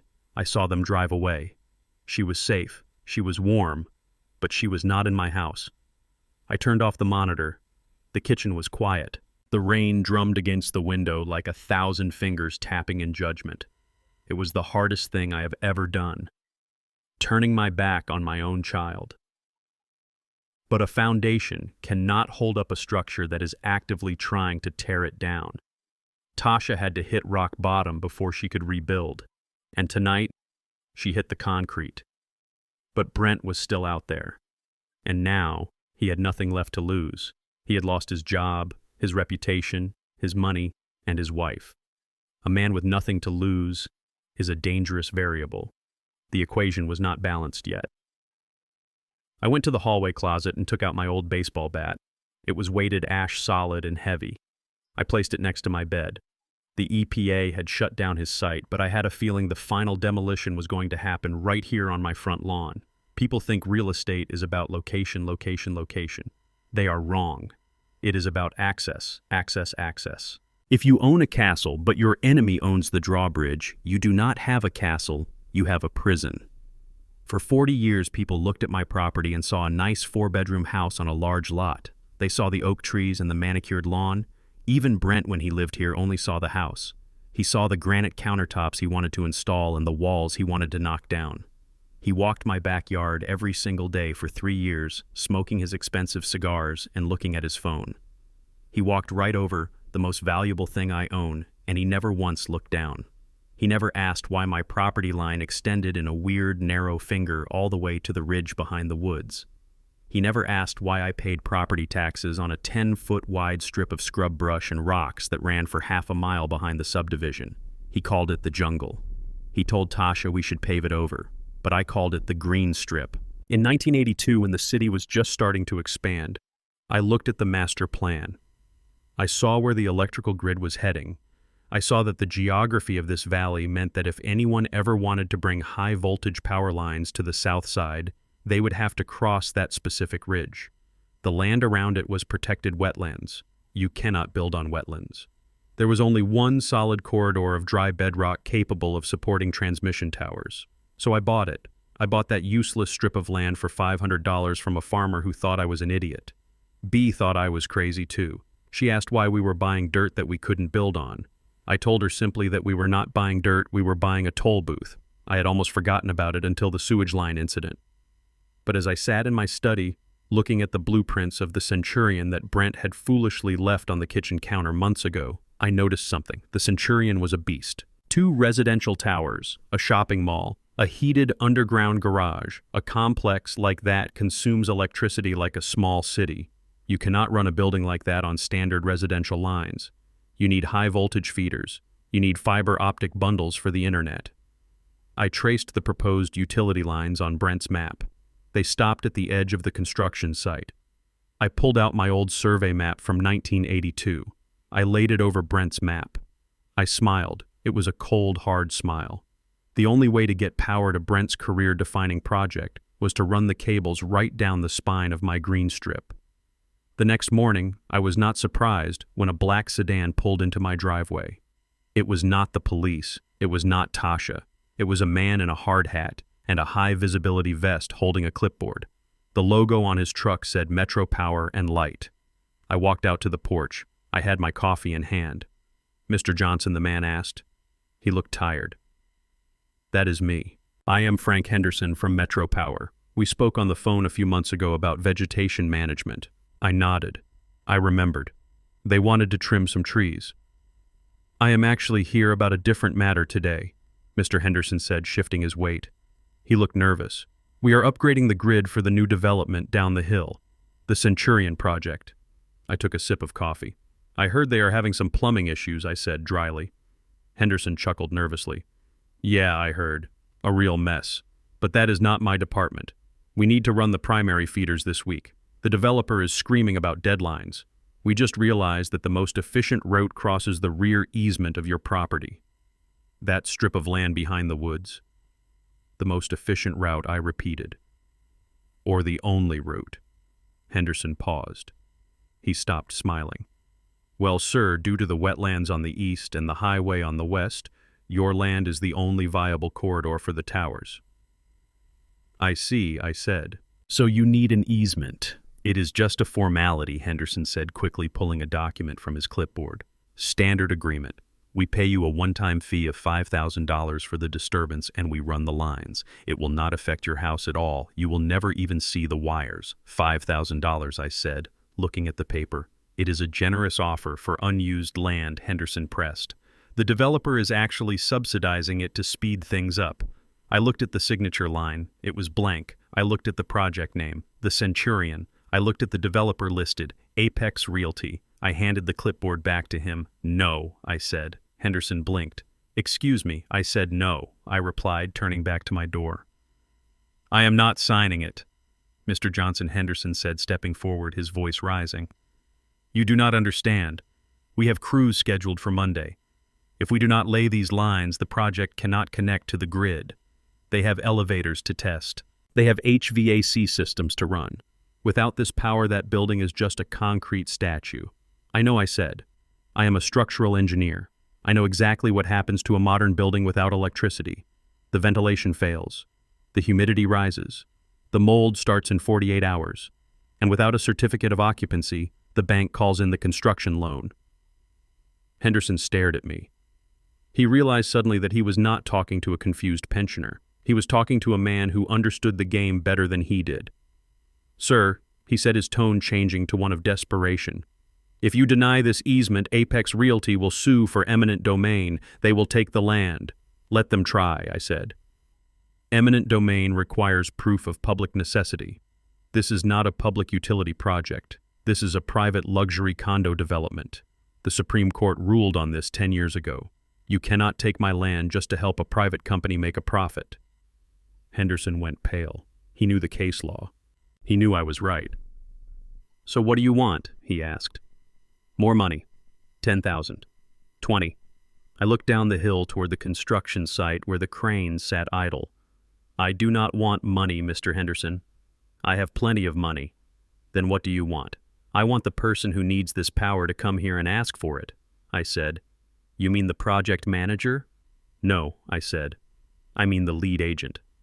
Brent Sterling. And I want his boss, David Sterling. I want them both standing on my porch. Until then, that strip of land stays dark. And so does their project." I went inside and closed the door. I went back to my study and looked at the map again. Brent had called me useless. He had called me obsolete. He had tried to steal my house because he thought it was his biggest asset. He was wrong. My biggest asset was the 10-foot strip of dirt he had wanted to pave over. He needed electricity. He needed light. But for the first time in his life, Brent was going to have to learn to live in the dark.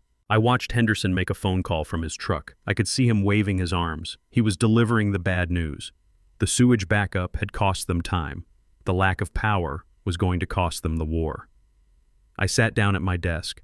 I had one more document to review. It was the original purchase agreement for the green strip from 1982. B had been so mad when I bought it. "Caleb," she had said, "we cannot afford $500 for rocks." I wish she was here now. I would tell her that those rocks were about to become the most expensive rocks in the history of this city. I waited. I knew they would come. They had no choice. They had millions of dollars sinking into the mud, and I was holding the only lifeline.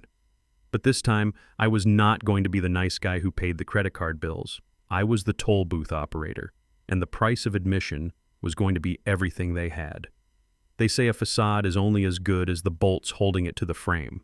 If you use cheap steel, the whole face of the building will shear off the moment the wind picks up. Tonight, Brent was trying to bolt $1 million smile onto a bankrupt soul.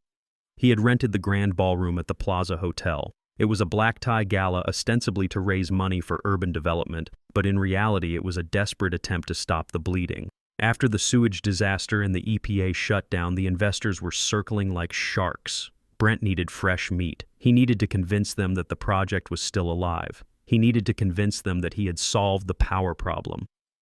I pulled my truck up to the valet stand. It was a rusty Ford sitting between a Bentley and a Rolls-Royce. The valet looked at me like I had made a wrong turn. I handed him a $10 bill and tossed him the keys. "Keep it running, son," I said. "I won't be long." I was wearing the same black suit I wore to bury my wife B 3 years ago. It was a little tight in the shoulders and the lapels were out of style, but it was clean. It was honest. I walked past the security check-in. The girl with the clipboard asked for my name. "Caleb Johnson," I said without breaking stride. "The guest of honor." She was too confused to stop me. I walked into the ballroom. The air smelled of expensive perfume, roasted beef, and lies. Crystal chandeliers dripped light onto the crowd. I saw men in tuxedos shaking hands and women in silk gowns laughing at jokes that weren't funny. They were the movers and shakers of the city, the people who thought they owned the ground they walked on. I stood in the shadows near the bar and ordered a club soda. I watched the stage. Brent was up there. He looked manic. His tan was too orange, his teeth were too white, and he was sweating through his collar. He was holding a microphone, gripping it so hard his knuckles were white. "Ladies and gentlemen," Brent boomed, his voice echoing through the hall. "Thank you for your patience. I know there have been rumors. I know there have been some minor setbacks with the Centurion project.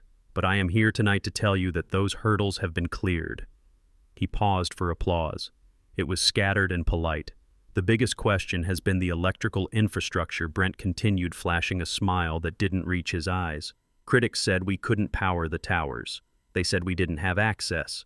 Well, tonight I am proud to announce that after a long negotiation, my father-in-law, Caleb Johnson, has agreed to grant an easement across his property. The power lines will be laid next week. The Centurion will shine." The room erupted. Real applause this time. Investors breathed sighs of relief. Champagne glasses clinked. Brent beamed, soaking it in. He had done it. He had lied to 300 of the richest people in the city, gambling that he could bully me into signing the papers tomorrow. He took a sip of water, looking triumphant. Then he saw me. I stepped out of the shadows. I walked right down the center aisle.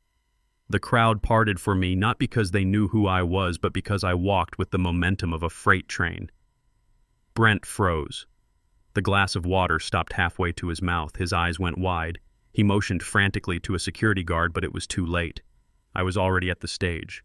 I didn't climb the stairs. I just stood at the bottom looking up at him. Dad Brent hissed away from the mic. "What are you doing here? Get out!" "You invited me, Brent," I said loud enough for the front row to hear. "You just told everyone I agreed to the deal. I am here to celebrate." Brent looked at the crowd. He looked at me. He was trapped. If he kicked me out, he looked like a monster. If he let me speak, he risked everything. He gambled on his charm. He laughed a nervous, high-pitched sound. Well, look who it is, folks. The man himself, Caleb Johnson. "Come on up, Dad." He thought he could control me. He thought he could whisper in my ear and threaten me into playing along. I walked up the stairs. I took the microphone from his hand. I didn't give it back. I looked out at the sea of faces. I saw David Sterling, the CEO of Apex Realty, sitting at the center table. He looked hopeful. He thought I had finally caved. "My name is Caleb Johnson," I said. My voice was deep and steady. It didn't need the microphone to fill the room. "I have been a structural engineer in this city for 40 years. I built the foundations of the library you visit and the hospital where your children were born." The room went quiet. Respectful silence. "My son-in-law just told you that I have agreed to grant an easement for high-voltage power lines to cross my land," I continued. "He told you that the Centurion project is saved." I turned to look at Brent. He was trembling. He was shaking his head slightly, pleading with his eyes. "That is a lie," I said. A gasp rippled through the room. A woman in the front row dropped her fork. "I did not sign an easement," I said, turning back to the crowd. "And I never will. You see, that strip of land behind my house is not just dirt. It is a migration corridor for the eastern box turtle, a protected species." Brent stepped forward. "Dad, stop this," he whispered. I ignored him. This afternoon at 4 o'clock, I met with the City Parks Department and the Federal Wildlife Conservation Bureau. I announced, pulling a folded document from my inside pocket. "I have officially donated the green strip to the city. As of this moment, that land is the Beatrice Johnson Wildlife Sanctuary." I held up the deed. It had the gold seal of the city stamped on it. "It is a permanent conservation easement," I said. "Federal law prohibits the construction of any utility infrastructure, roads, or commercial development on that land. Forever. No power lines, no fiber optics, no Centurion." The silence in the room was absolute. It was the silence of a collapsing building. David Sterling stood up slowly. His face was purple. He looked at Brent. "Is this true?" David shouted. Brent stammered. I didn't know. I leaned into the microphone one last time.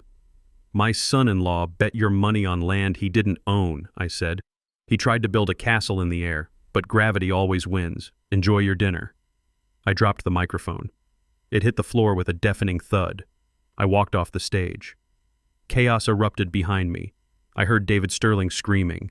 I heard investors shouting for their lawyers. I heard the sound of chairs being knocked over. Brent stood alone on the stage. The spotlight was still on him, but he was in total darkness. He looked small. He looked like a child who had broken a valuable vase and knew there was no glue in the world that could fix it. I walked through the crowd. People stared at me with a mix of horror and awe. I didn't look back. I walked out to the valet stand. The kid brought my truck around. "Did you have a good time, sir?" he asked, opening the door. I looked back at the hotel. I could see arguments breaking out on the balcony. "I fixed a structural defect, son," I said, climbing into the cab. It was messy, but necessary. I drove away into the night. The city lights blurred in my rearview mirror. I felt a deep sense of peace. I had named the sanctuary after Bee. She would have liked that. She loved turtles. She used to say they were like me. Hard on the outside, soft on the inside, and impossible to move when they didn't want to go. Brent was finished. The project was dead. The land was safe. But I knew the war wasn't quite over. A man like Brent doesn't just fade away. He explodes, and when he explodes, he tries to take everyone with him. I checked my phone. One new message from Tasha. "Dad, what did you do? Brent is coming over there. He has a gas can." I sighed. I put the truck in gear and headed home. Let him come. I had dealt with fires before, and this time I was ready to put it out for good. The sound of a microphone hitting a hardwood stage is distinct. It is a heavy thud followed by a sharp screech of feedback that cuts right through the nervous system. But the silence that followed my announcement was even louder. It was the sound of a vacuum sealing shut, the sound of $300 million evaporating in a single second. I stood near the exit watching the room implode. It was a controlled demolition, and I had just pushed the plunger. The first reaction came from the front table. Mr. Yamamoto, the lead investor from the Tokyo Consortium, stood up. He did not yell. He simply buttoned his tuxedo jacket, picked up his briefcase, and walked out. His entire team followed him in a single file line. They did not look at Brent. They did not look at David Sterling. They walked out as if the room was empty. That silence was the signal. Suddenly, the room erupted. The polite murmur of the gala turned into the angry roar of a mob. Men who had been shaking Brent's hand 5 minutes ago were now shouting for explanations. Lawyers were pulling out phones, dialing their firms before they even left the room. I saw David Sterling stand up. His face was a mask of purple rage. He was not looking at me. He knew better than to fight a man holding a federal deed. He was looking at the man who had lied to him. He was looking at Brent. David marched up the stairs to the stage. He moved fast for a big man. Brent was still standing there, frozen, his mouth opening and closing like a fish on a dock. He reached out a hand toward his boss, a desperate plea for understanding. David did not take the hand. He slapped it away. The sound of the slap echoed through the microphone that was still lying on the floor. "You lied to me," David roared. His voice did not need amplification. "You told me the easement was signed. You told me the land was secured. You let me stand up here and pledge my reputation on a lie." Brent stammered. "David, please listen. I can fix this. He is just an old man. I can make him sign. We can sue him." David grabbed Brent by the lapels of his expensive rental tuxedo. He pulled him close, his face inches from Brent's. "You cannot sue a federal wildlife sanctuary, you idiot," David screamed. "The project is dead. The financing is gone. And so are you." David shoved Brent backward. Brent stumbled, tripping over a monitor speaker and falling hard onto his back. "You are fired, Brent," David yelled, pointing a shaking finger at him. "Do not come to the office tomorrow. Do not call me. If I see your face again, I will have you arrested for corporate fraud. You are finished in this town. You are finished everywhere." David turned his back on him and walked off the stage, signaling to his security team to clear the room. Brent lay there on the stage floor. The spotlight was still hitting him, blinding him. His hair was messed up. His tie was crooked. The facade of the successful real estate mogul had cracked wide open, and underneath was just a scared, greedy boy. I should have left then. The job was done. The foundation of his lies had collapsed. But I stayed. I wanted to make sure he understood why this happened. I walked a few steps back into the room, just enough for him to see me standing in the doorway. Brent sat up. He looked around the emptying room. He saw the overturned chairs. He saw the backs of the investors leaving. And then he saw me. The look on his face changed instantly. The fear vanished, replaced by a primal animalistic hatred. He didn't see a father-in-law. He didn't see a human being.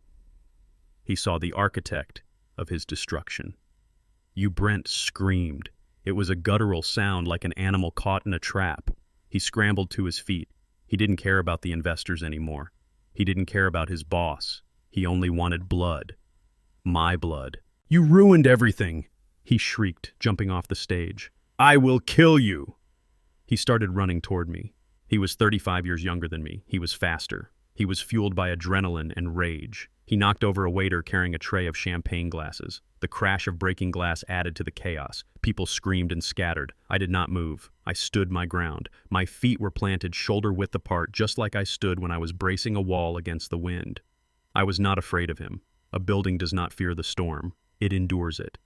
Brent was 10 feet away. His hands were reaching for my throat. His eyes were wild. I prepared to defend myself. I still had the strength of 40 years of manual labor in my arms. But I didn't have to. Two massive shapes moved from the shadows near the door, the hotel security. They intercepted him 5 feet from me. It was like watching a sedan hit a concrete barrier. One guard tackled him around the waist, lifting him off his feet. The other grabbed his arms. They slammed him into the carpeted floor. The air left Brent's lungs in a loud whoosh. "Get off me!" Brent screamed, kicking and thrashing. "Let me go! I am going to kill him!" "Sir, stop resisting," the guard shouted, pinning Brent's face into the floor. I looked down at him. He was pathetic. His nose was bleeding onto the expensive carpet. His tuxedo was torn. He was spitting curses at the floor. "Officer, arrest," this man, David Sterling, shouted from across the room. "I want to press charges: assault, disorderly conduct, and trespassing. He is no longer an employee of Apex Realty." Brent stopped struggling for a second. He lifted his head and looked at me. There were tears in his eyes now, mixing with the blood. "Why?" he whispered. "Why did you do this? We were family." I looked at him calmly. I didn't feel anger anymore. I just felt a cold, heavy pity. "We were never family, Brent," I said, my voice cutting through the noise. "You were just a tenant, and you violated the lease." The police arrived moments later. They handcuffed him.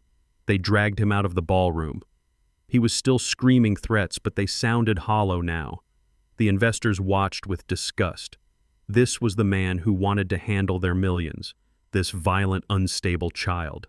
As they shoved him into the back of the squad car outside, flashing lights painting the hotel facade in red and blue, I knew his life was effectively over.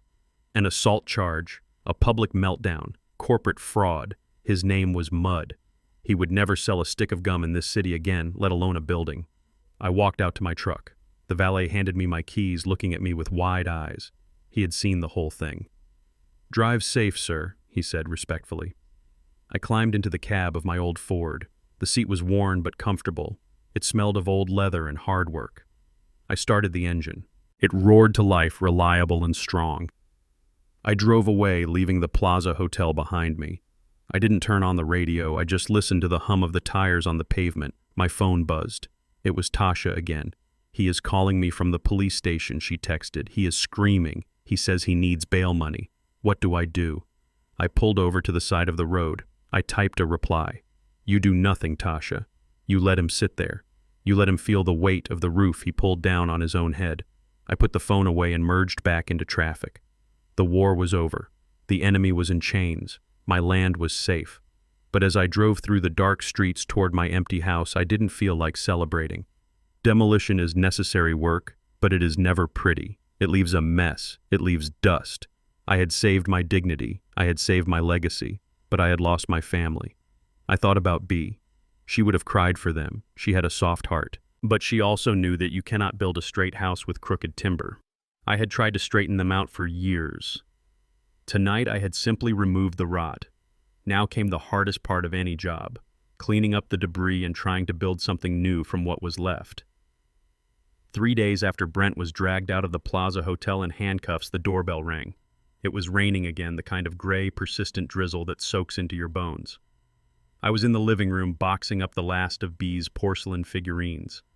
I was not packing them to move. I was packing them to donate. I didn't need the physical reminders anymore. I carried her memory in my heart, and that was enough. I looked at the security monitor. It was Tasha. She looked different than she had the night she came begging for sanctuary from Brent's rage. That night she had been terrified. Today she looked calculated. She was wearing a modest dress, not the designer clothes she usually flaunted. Her hair was pulled back simply. She wore no makeup. It was a costume, the costume of the prodigal daughter returning home humble and repentant. I pressed the unlock button, not because I was going to let her stay, but because this conversation needed to happen face to face. It needed to be final. I opened the heavy oak door. Tasha stood on the porch, shivering slightly, though it wasn't that cold. She looked up at me with big, watery eyes. "Dad," she whispered, "can I come in?" I stepped back and held the door open. She walked into the foyer and looked around. She looked at the boxes. "Are you moving?" she asked, a tremor in her voice. "I am cleaning house, Tasha," I said, closing the door. "I am getting rid of things I do not need." She turned to me and burst into tears. It was a theatrical performance worthy of an award. She threw herself at me, burying her face in my chest. I stood stiffly, my arms at my sides. I did not hug her back. "Oh, Dad," she sobbed. "I am so sorry. I was so scared. You have to believe me. Brent forced me to do everything. He made me sign those papers. He made me ignore you. He is a monster, Dad. I am just glad he is in jail so I can finally come home to you." I listened to her cry. I listened to the rhythm of her breathing. I waited for her to finish. When she finally pulled away, she wiped her eyes and looked at me expectantly. She was waiting for the reassurance. She was waiting for me to say, "It is okay, sweetie, Daddy is here." She was waiting for the ATM to open back up. "I have nowhere to go." "Dad," she said, sniffing. "The bank took the condo. Brent drained our joint account before he was arrested. I have $20 to my name. I just want my old room back. I want to take care of you. I want to be a family again." I walked past her into the living room. I sat down in my leather armchair. "Sit down, Tasha," I said, pointing to the sofa. She sat on the edge of the cushion, clutching her purse like a shield. "You say Brent forced you?" I asked calmly. "Yes," she said, nodding vigorously. "He was controlling Dad. He threatened me. I didn't want to hurt you. I love you. You know I love you, right?" I reached into my pocket and pulled out my phone. "I do not think you were forced, Tasha," I said. "I think you were an active participant. In fact, I think you were the architect of some of the cruelest parts." "What do you mean?" she asked, blinking. I tapped the screen. I found the audio file from the coffee shop, the one I had recorded the day she tried to drug me. I pressed play. The sound was clear. It cut through the silence of the room like a knife. Tasha's voice, tinny but unmistakable, filled the air. "Nan len an. Ki gie dua bo vau tri happy hills d. Em chang phải ngui mùi do yo của ông a rồi. Bang nha song min se mua biết tu a Malibu." "Hurry up, honey. Sign the papers to put Dad in Happy Hills. I am sick of smelling his ointment. Once we sell the house, we will buy the villa in Malibu." I stopped the recording. Tasha went pale. All the color drained from her face, leaving her looking like a wax statue. She opened her mouth to speak, but no sound came out. The humble daughter act evaporated, instantly exposed by her own venomous words. "You were not forced. Tasha," I said, my voice low and hard. "You were bored. You were greedy. And you were cruel. You looked at the man who carried you on his shoulders, who paid for your college, who walked you down the aisle, and you didn't see a father. You saw a smell. You saw an obstacle standing between you and a beach house." "Dad," she stammered, I was just saying that to appease him. I didn't mean it." I held up my hand to stop her. "Do not lie to me, Tasha. Not anymore. I can forgive weakness. If you had come to me and said, 'Dad, we are broke. We need help,' I would have given you everything. I can forgive fear. If you had said, 'Dad, I am afraid of Brent,' I would have protected you." I leaned forward, staring directly into her eyes. "But I cannot forgive cruelty. You sat across from me and watched me drink water you thought was poisoned. You were willing to erase my mind to fill your bank account. That is not something a daughter does. That is not even something a human being does to a stranger." Tasha started to cry again, but this time it was different. It wasn't the performance of a victim. It was the terrified sobbing of someone who realizes they have been caught. "I am sorry," she wailed. "I am so sorry. Please, Dad, don't throw me out. I have nothing." I stood up and walked to my desk. I opened the drawer and took out my checkbook. I uncapped my pen. I wrote out a check. I tore it out of the book with a sharp ripping sound. I walked back to Tasha and held it out. $5,000. "Here," I said. She looked at the check. She looked at me. She didn't take it immediately. "What is this?" she whispered. "This is a severance package, Tasha," I said. "This is enough for first and last month's rent on a small apartment and some groceries. It is enough to buy you a suit for job interviews." She reached out and took the check, her fingers trembling. "You want a Malibu villa?" I said. "Good. Go earn it. Get a job. Wait tables, scrub floors. Do what I did. Build your own life brick by brick. Maybe then you will understand the value of $1 and the value of a home." "Dad, please," she begged, clutching the check. "I can't do it alone. You are 30 years old, Tasha," I said. "You are not a child. And I am not your safety net anymore. I am just the old man with the bad smell." I walked to the front door and opened it. The rain was still falling. "It is time to go, Tasha." She stood up slowly. She looked around the living room one last time. She looked at the photos on the mantel, photos of a happy family that didn't exist anymore. She walked to the door. She stopped on the threshold and looked back at me. Her eyes were red. "Will I ever see you again?" she asked. I looked at her. I saw the ghost of the little girl I loved, but I also saw the woman who tried to destroy me. "I don't know, Tasha," I said honestly. That depends on who you become. But the person standing in front of me right now, no. I don't want to see her again. She lowered her head and walked out into the rain. I watched her walk down the driveway. She looked small and alone. I didn't feel triumph. I didn't feel anger. I felt a deep, hollow sadness. It is a terrible thing to sever a limb to save the body. It hurts, but it is necessary for survival. I closed the door. I locked the deadbolt. I engaged the biometric scanner. Beep. System secured. I turned back to the empty house. It was quiet. But for the first time in a long time, the air felt clean. The rot was gone. Now I could finally rest. They say that demolition is the loud part of the job. It is the part everyone watches because it is full of dust and noise and drama. But the real work happens after the dust settles. It is the cleanup. It is the hauling away of the debris so you can see the ground again. For the next 2 weeks, my life was a series of meetings with lawyers and prosecutors. I sat in Isaac Goldblum's office, surrounded by stacks of paper that smelled like old dust and justice. Isaac looked at me over his spectacles. "We have the divorce papers ready for Tasha," he said. "Brent is contesting it. He wants spousal support. He claims he is accustomed to a certain lifestyle." I laughed. It was a dry sound. "He is about to become accustomed to a 6x8 cell, Isaac," I said. "He won't need spousal support where he is going." I picked up the pen. I was paying for Tasha's divorce. Not because I had forgiven her. I hadn't. She was still working double shifts at a diner downtown, living in a studio apartment the size of my walk-in closet. I hadn't called her. I hadn't visited her. But I wasn't going to let a predator like Brent drag her down with his debt. I was severing the limb to save the patient. "Make sure she gets her maiden name back, Isaac," I said, signing the check for the retainer. "And make sure she is absolved of all his business debts. I want her to walk away with nothing but the clothes on her back and a clean slate." Isaac nodded. "You are a hard man, Caleb. Most fathers would just give her the money to come home."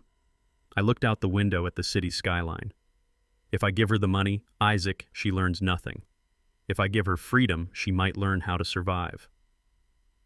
With Tasha's legal safety net secured, we turned our attention to the main event, the destruction of Brent Sterling. The district attorney was very interested in my file. He was especially interested in the toxicology report from the night at the coffee shop. But the nail in the coffin wasn't the poison, it was the doctor. Dr. Aris, the man Brent had hired to declare me incompetent, didn't have the stomach for prison. When the police showed up at his practice with a warrant, he folded faster than a cheap lawn chair. He gave them everything. Emails, text messages, recorded calls where Brent explicitly asked him to falsify the medical records in exchange for $10,000. That testimony turned a family dispute into a federal case. Then came the EPA. They weren't interested in family drama. They were interested in the blue PVC pipe running from the Centurion into the city storm drain. They traced the work orders. They found the contractor who installed it, a man who admitted under oath that Brent Sterling had personally ordered the illegal bypass to save time and money. The charges piled up like bricks on a pallet.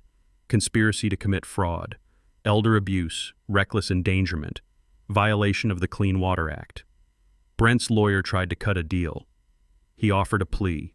He said Brent was under stress. He said it was a misunderstanding. I was sitting in the back of the courtroom when the plea was rejected.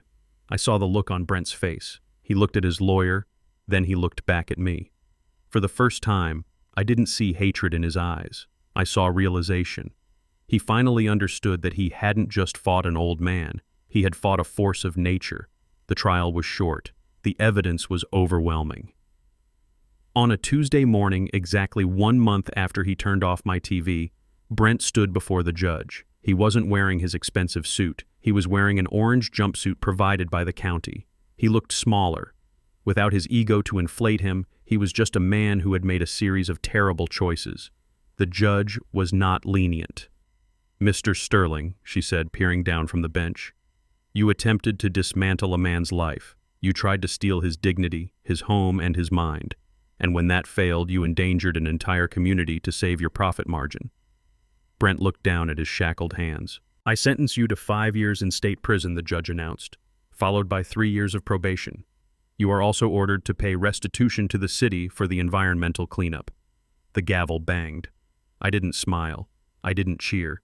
In construction, when a building collapses because of shoddy workmanship, you don't celebrate the investigation. You just mourn the waste of materials. Brent was wasted material. He had charm. He had energy. He could have been a good builder, but he lacked the foundation. He lacked integrity. As the bailiff led him away, Brent stopped. He looked at me one last time. "I am sorry, Caleb," he mouthed. I looked at him. I didn't mouth anything back. Sorry is a word you say when you spill coffee. Sorry is not a word that fixes a cracked foundation. I stood up and walked out of the courthouse. The sun was shining. The air was crisp. Isaac was waiting for me on the steps. "It is done, Caleb," he said. "Tasha is divorced. Brent is in prison. The liens on your house have been cleared." I took a deep breath. "What about the legal fees?" I asked. "Paid in full," Isaac said. "From the restitution order. Brent's assets are being liquidated. His car, his watches, his investments. It is all going to pay for the mess he made." "Justice," I said. "It is a slow process, Isaac, but it holds up if you build it right." I shook his hand and walked to my truck. I drove home. The neighborhood was quiet. The street had been repaved by the city crews. The sinkhole was gone. The grass in my front yard was starting to grow back. I walked into my house. It was empty. The boxes of B's things were gone, donated to the charity shop. The furniture was rearranged. I had moved my recliner back to the spot I liked. I sat down. I picked up the remote control. The same remote Brent had snatched from my hand a month ago. I turned on the TV. This Old House was on. I watched Tom Silva fixing a porch. He was talking about using galvanized nails to prevent rust. I smiled. I was alone. I had no wife. I had no daughter in the house. I had no son-in-law. But I had peace. I had rebuilt my life. I had reinforced the walls. I had weathered the storm. But as I sat there in the quiet house, I realized something. A fortress is safe, but it is also lonely. I had won the war, but I was the only one left on the battlefield. I needed to do something different. I needed to stop guarding the castle and start living in the world again. I looked at the coffee table. There was a brochure lying there. It was for a Winnebago RV, the kind B and I used to talk about buying when we retired. We talked about driving the Pacific Coast Highway. We talked about seeing the Grand Canyon. We never did it. We were always too busy taking care of Tasha, too busy saving money for her college, too busy fixing her mistakes.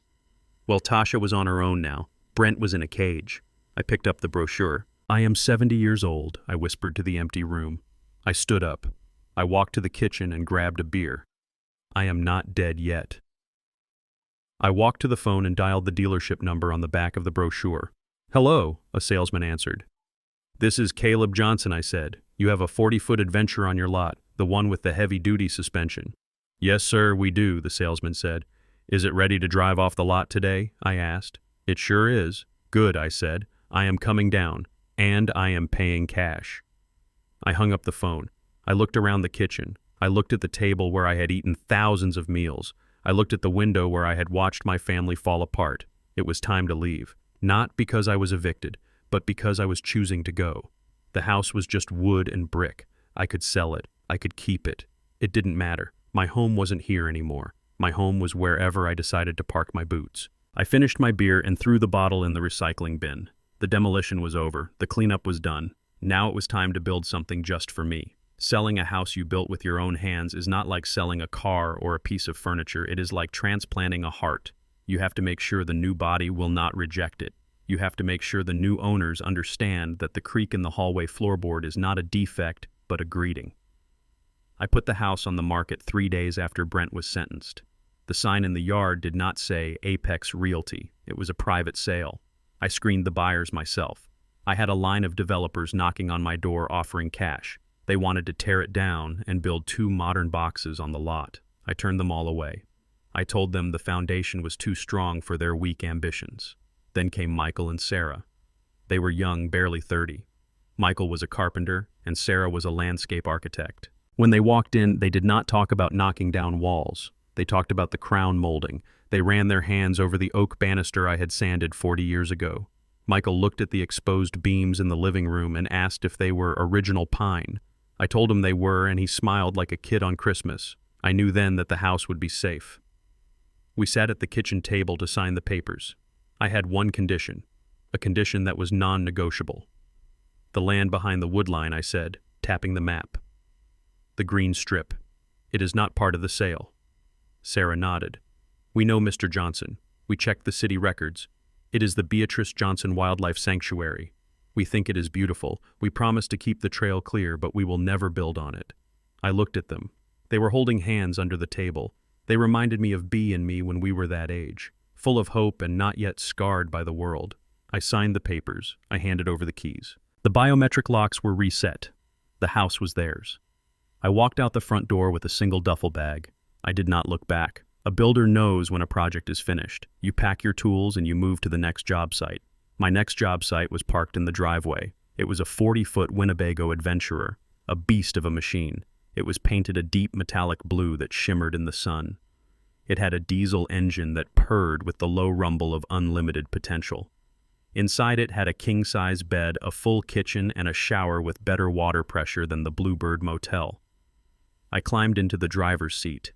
It felt like the cockpit of a plane, high up above the traffic, commanding. But as I sat there gripping the leather steering wheel, I felt a pang of silence. The passenger seat was empty. It was a wide, comfortable seat designed for a co-pilot. Bea was supposed to be sitting there holding the map and telling me I was driving too fast. I looked at the empty seat. I could not fill it with a person. No one could replace Bea. But I could not travel alone. A man needs a crew even if the crew is small. I started the engine and drove to the county animal shelter. It was a noisy place, smelling of bleach and desperation. Dogs barked and jumped against the chain-link fences, begging to be chosen. I walked past the puppies. I walked past the purebreds. I stopped at the last cage in the row. Lying on a concrete floor was a German Shepherd mix. He was old, his muzzle was gray, he had a scar running down his flank, and one of his ears was chipped. He did not bark. He lifted his head and looked at me with eyes that had seen too much trouble. He was a stray, the volunteer said, standing behind me. We found him wandering near the highway. He is about 8 years old. Nobody wants the old ones. They want the cute puppies. He is scheduled to be put down tomorrow. I looked at the dog. He looked back at me. We were the same. Two old fighters who had been discarded by the world because we were considered obsolete. Open the cage, I said. The volunteer hesitated. He can be a little grumpy, sir. He is set in his ways. So am I said. Open it. She unlocked the gate. The dog stood up slowly. He sniffed my hand. I smelled of diesel and sawdust. He seemed to like that. He leaned his heavy head against my leg and let out a long sigh. I knelt down and scratched him behind the chipped ear. You ready to get out of here, partner? I asked. He wagged his tail once, a subtle acknowledgement. What are you going to call him? The volunteer asked as I signed the adoption papers. I looked at the dog. He stood proud despite his scars. He had survived the streets. He had survived the cage, and now he was getting a second chance. I am going to call him Justice, I said. Why Justice? She asked. Because it was a long time coming, I replied. Justice hopped into the passenger seat of the RV as if he had been riding shotgun his whole life. He curled up on the leather seat and put his head on his paws, watching the road through the massive windshield. I climbed into the driver's seat. I adjusted the mirrors. I checked the gauges. Fuel tank full, water tank full, battery charged. I put the transmission in drive. The air brakes hissed. The massive vehicle lurched forward. We rolled out of the shelter parking lot and onto the main road. I drove past the entrance to my old subdivision. I saw the roof of my old house peeking over the trees. I saw the new owners, Michael and Sarah, planting flowers in the front yard. I felt a weight lift off my chest. A weight I had been carrying for years. The weight of expectation. The weight of being the provider, the protector, the bank. I turned onto the on-ramp for Interstate 40. Westbound. Where are we going, Justice? I asked. The dog looked at me and gave a short bark. You are right, I said. West. Toward the ocean. I accelerated. The engine roared. The white lines of the highway began to blur beneath us. I reached into the console and pulled out a framed photo of Bea. I propped it up on the dashboard right between the steering wheel and the windshield. We are finally doing it, Bea, I whispered. It took a little longer than we planned, and the crew is a little different, but we are on our way. I drove until the sun began to set, painting the sky in shades of orange and purple. I didn't stop at a hotel. I didn't stop at a house.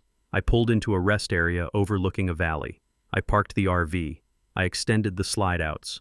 I cooked a steak on the portable grill. Justice ate the trimmings. We sat in camping chairs outside the RV watching the stars come out. For the first time in 40 years, I didn't have to worry about a leaking roof or a cracking foundation.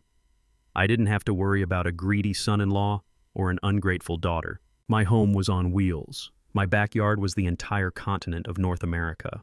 I took a sip of beer and looked at Justice. "You know, boy," I said, "people think that when you get old, your life shrinks. They try to put you in a box. They try to take your keys."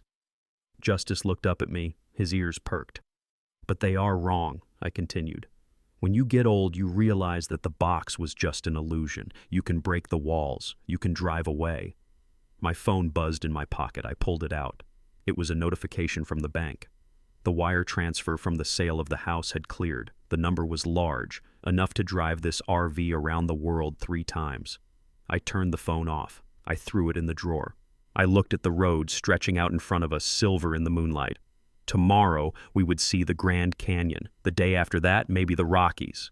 I was Caleb Johnson, structural engineer, father, survivor, and now traveler.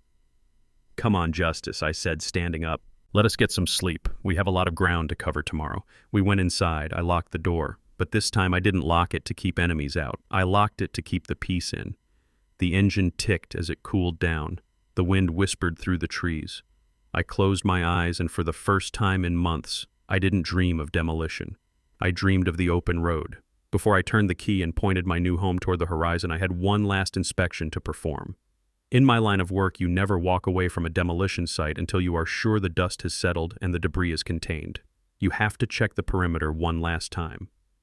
I parked the Winnebago in the visitor lot of the county detention center. It looked out of place among the rusted sedans and the gray concrete walls of the prison. The RV was a beacon of freedom shimmering in the midday sun, while the building in front of me was a monument to confinement. I left Justice in this cab with the air conditioning running and the radio playing soft jazz. "I will be right back, partner," I said.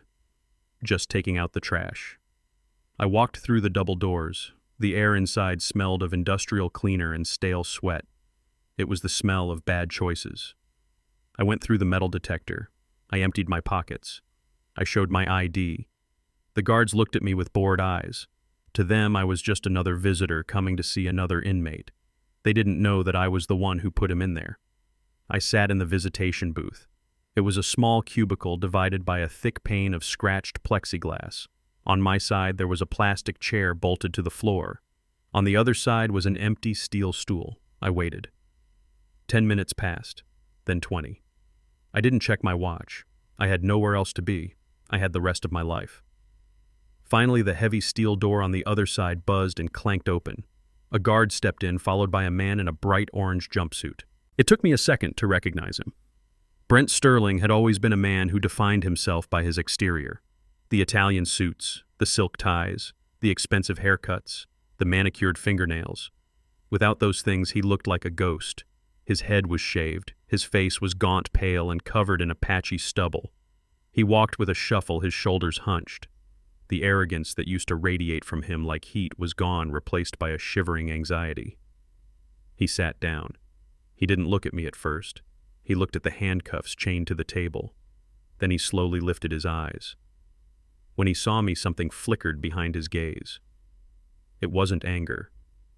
It wasn't even fear. It was confusion. Deep, profound confusion. He genuinely didn't understand how he had ended up here. He picked up the black phone handset. His hand was shaking. I picked up mine. The plastic felt cold against my ear. "Hello, Brent," I said. He stared at me. His breathing was shallow and rapid. "You came," he whispered.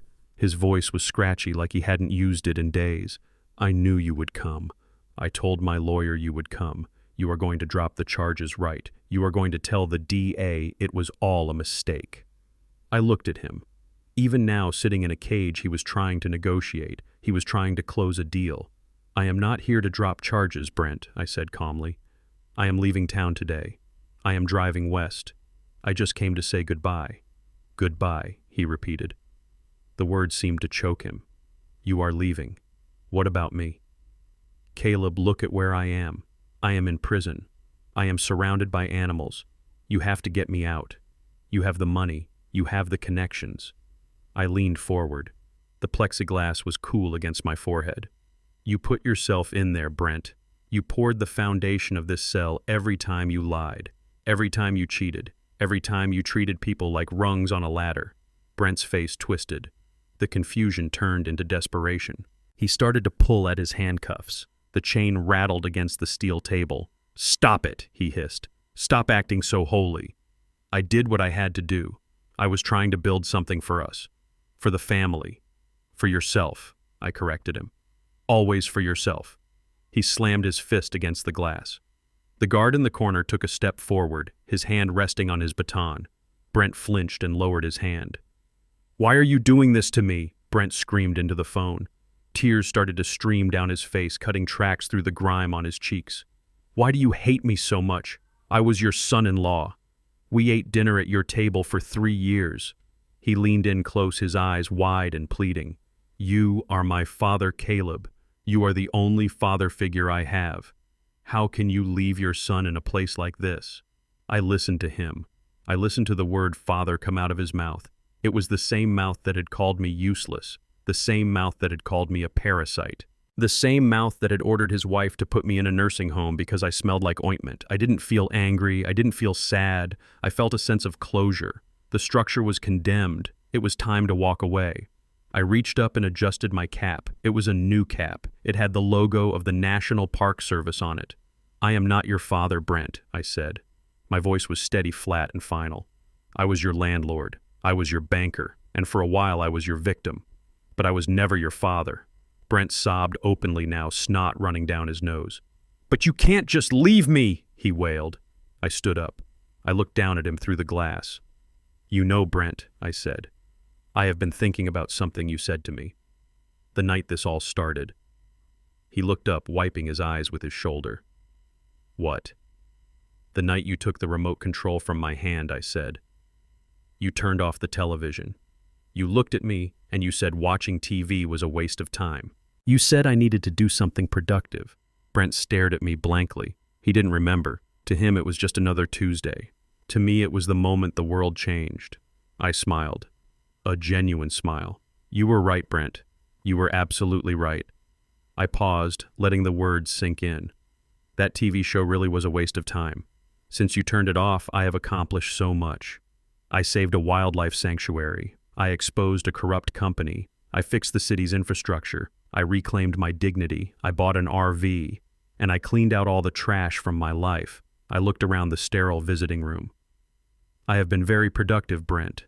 And I have you to thank for the motivation. Brent's jaw dropped. The realization hit him like a physical blow. He realized that his own arrogance was the spark that had burned his life to the ground. "You old bastard," he whispered. "You planned this."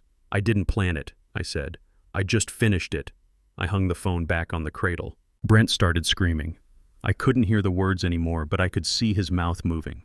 I could see him slamming his hands against the glass.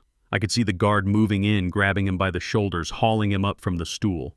I turned my back on him. I walked toward the exit. I heard the heavy steel door buzz open. I stepped out of the visiting room and back into the lobby. I took a deep breath. The air still smelled of cleaner, but underneath it I could smell the fresh air coming from outside. I walked out the front doors into the blinding sunshine. The heat hit my face and it felt good. It felt like life. I walked across the parking lot to the Winnebago. Justice saw me coming. He barked and wagged his tail, his paws tapping on the dashboard. I climbed into the driver's seat. I closed the door. The sound of the prison was gone, replaced by the hum of the refrigerator and the soft jazz on the radio. "You ready, boy?" I asked. Justice licked my hand. I released the parking brake. I put the massive vehicle in gear. I pulled out of the parking lot. I didn't look in the rearview mirror. There was nothing behind me worth looking at. I turned right onto the highway. The sign said Interstate 40 West, Pacific Ocean, 2,000 miles. I tapped the steering wheel in time with the music. I am Caleb Johnson. I am 70 years old. And I am just getting started. The Pacific Coast Highway is not just a road. It is a ribbon of asphalt that separates the solid earth from the infinite ocean. On one side you have the mountains immovable and ancient. On the other side you have the water constant and changing. I was driving right down the middle, steering my 40-foot Winnebago with one hand and resting the other on the head of my dog Justice. The diesel engine hummed beneath us, a steady rhythm that felt like a heartbeat. We were 2,000 miles away from the house I had built, 2,000 miles away from the courtroom, 2,000 miles away from the life I used to think was the only one that mattered. For 40 years, I measured my life in square feet and property lines. I defined my success by the stability of the structures I raised. I thought that if I built a strong enough roof, nothing could hurt the people living under it. I was wrong. Sometimes the roof just blocks the sun. Sometimes the walls you build to protect your family end up becoming the walls of a prison that keeps them from growing up. I rolled down the window. The smell of salt air filled the cab. It was different than the smell of sawdust and wet concrete. It smelled like freedom. Justice sat up and put his nose to the wind, his ears flapping. He looked at me and barked happily. "I know, boy," I said, laughing. "It is a good day for a drive." My phone lay on the dashboard. For the last week it had been silent. No lawyers, no reporters, no frantic calls from the bank, just the GPS telling me where to turn. But then it buzzed. A single vibration against the hard plastic of the dashboard. I glanced at the screen. It was a message from Tasha. My heart skipped a beat. Old habits die hard. The instinct to worry, to fix, to save kicked in for a split second. But I suppressed it. I was not the foundation anymore. I was just a traveler. I pulled into a scenic overlook. The ocean crashed against the cliffs below, sending up sprays of white foam. I put the transmission in park. I picked up the phone. I opened the message. "Dad," the text read, "I know you probably will not answer, and that is okay. I just wanted to tell you that I got a job today. I am waiting tables at a diner on 4th Street.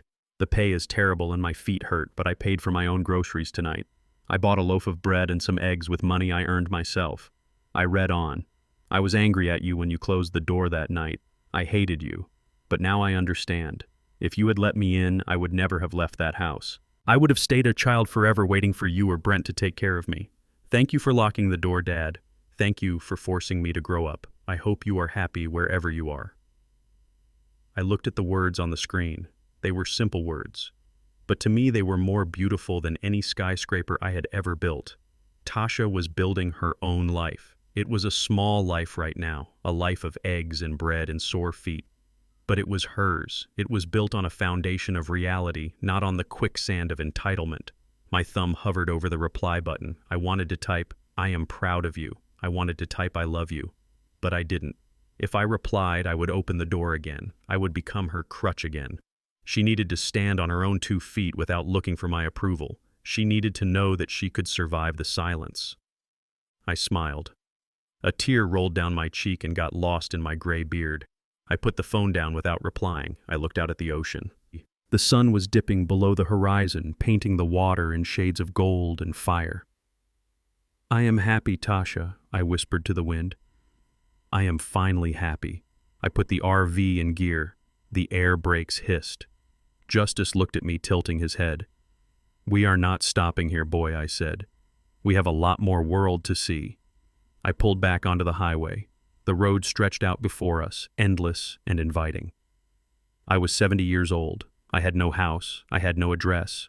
But for the first time in my life, I was completely at home. I was Caleb Johnson.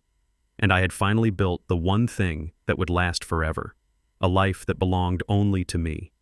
Respect is a currency that takes a lifetime to earn, but can be lost in a single second of arrogance. Many people mistake silence for weakness and gray hair for obsolescence. They forget that the foundation of a house is always hidden underground, silent and unseen, yet it holds up everything. When you try to destroy the foundation to renovate the facade, you do not get a better house. You get a pile of rubble. Family is not about who sits at your table when you are full. It is about who builds the table, so you have a place to sit. Never bite the hand that built you, because that same hand knows exactly how to dismantle you, piece by piece.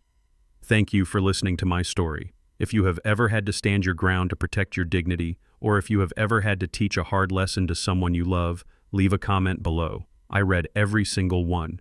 And do not forget to like and subscribe for more stories about truth, justice, and the resilience of the human spirit. See you on the next road.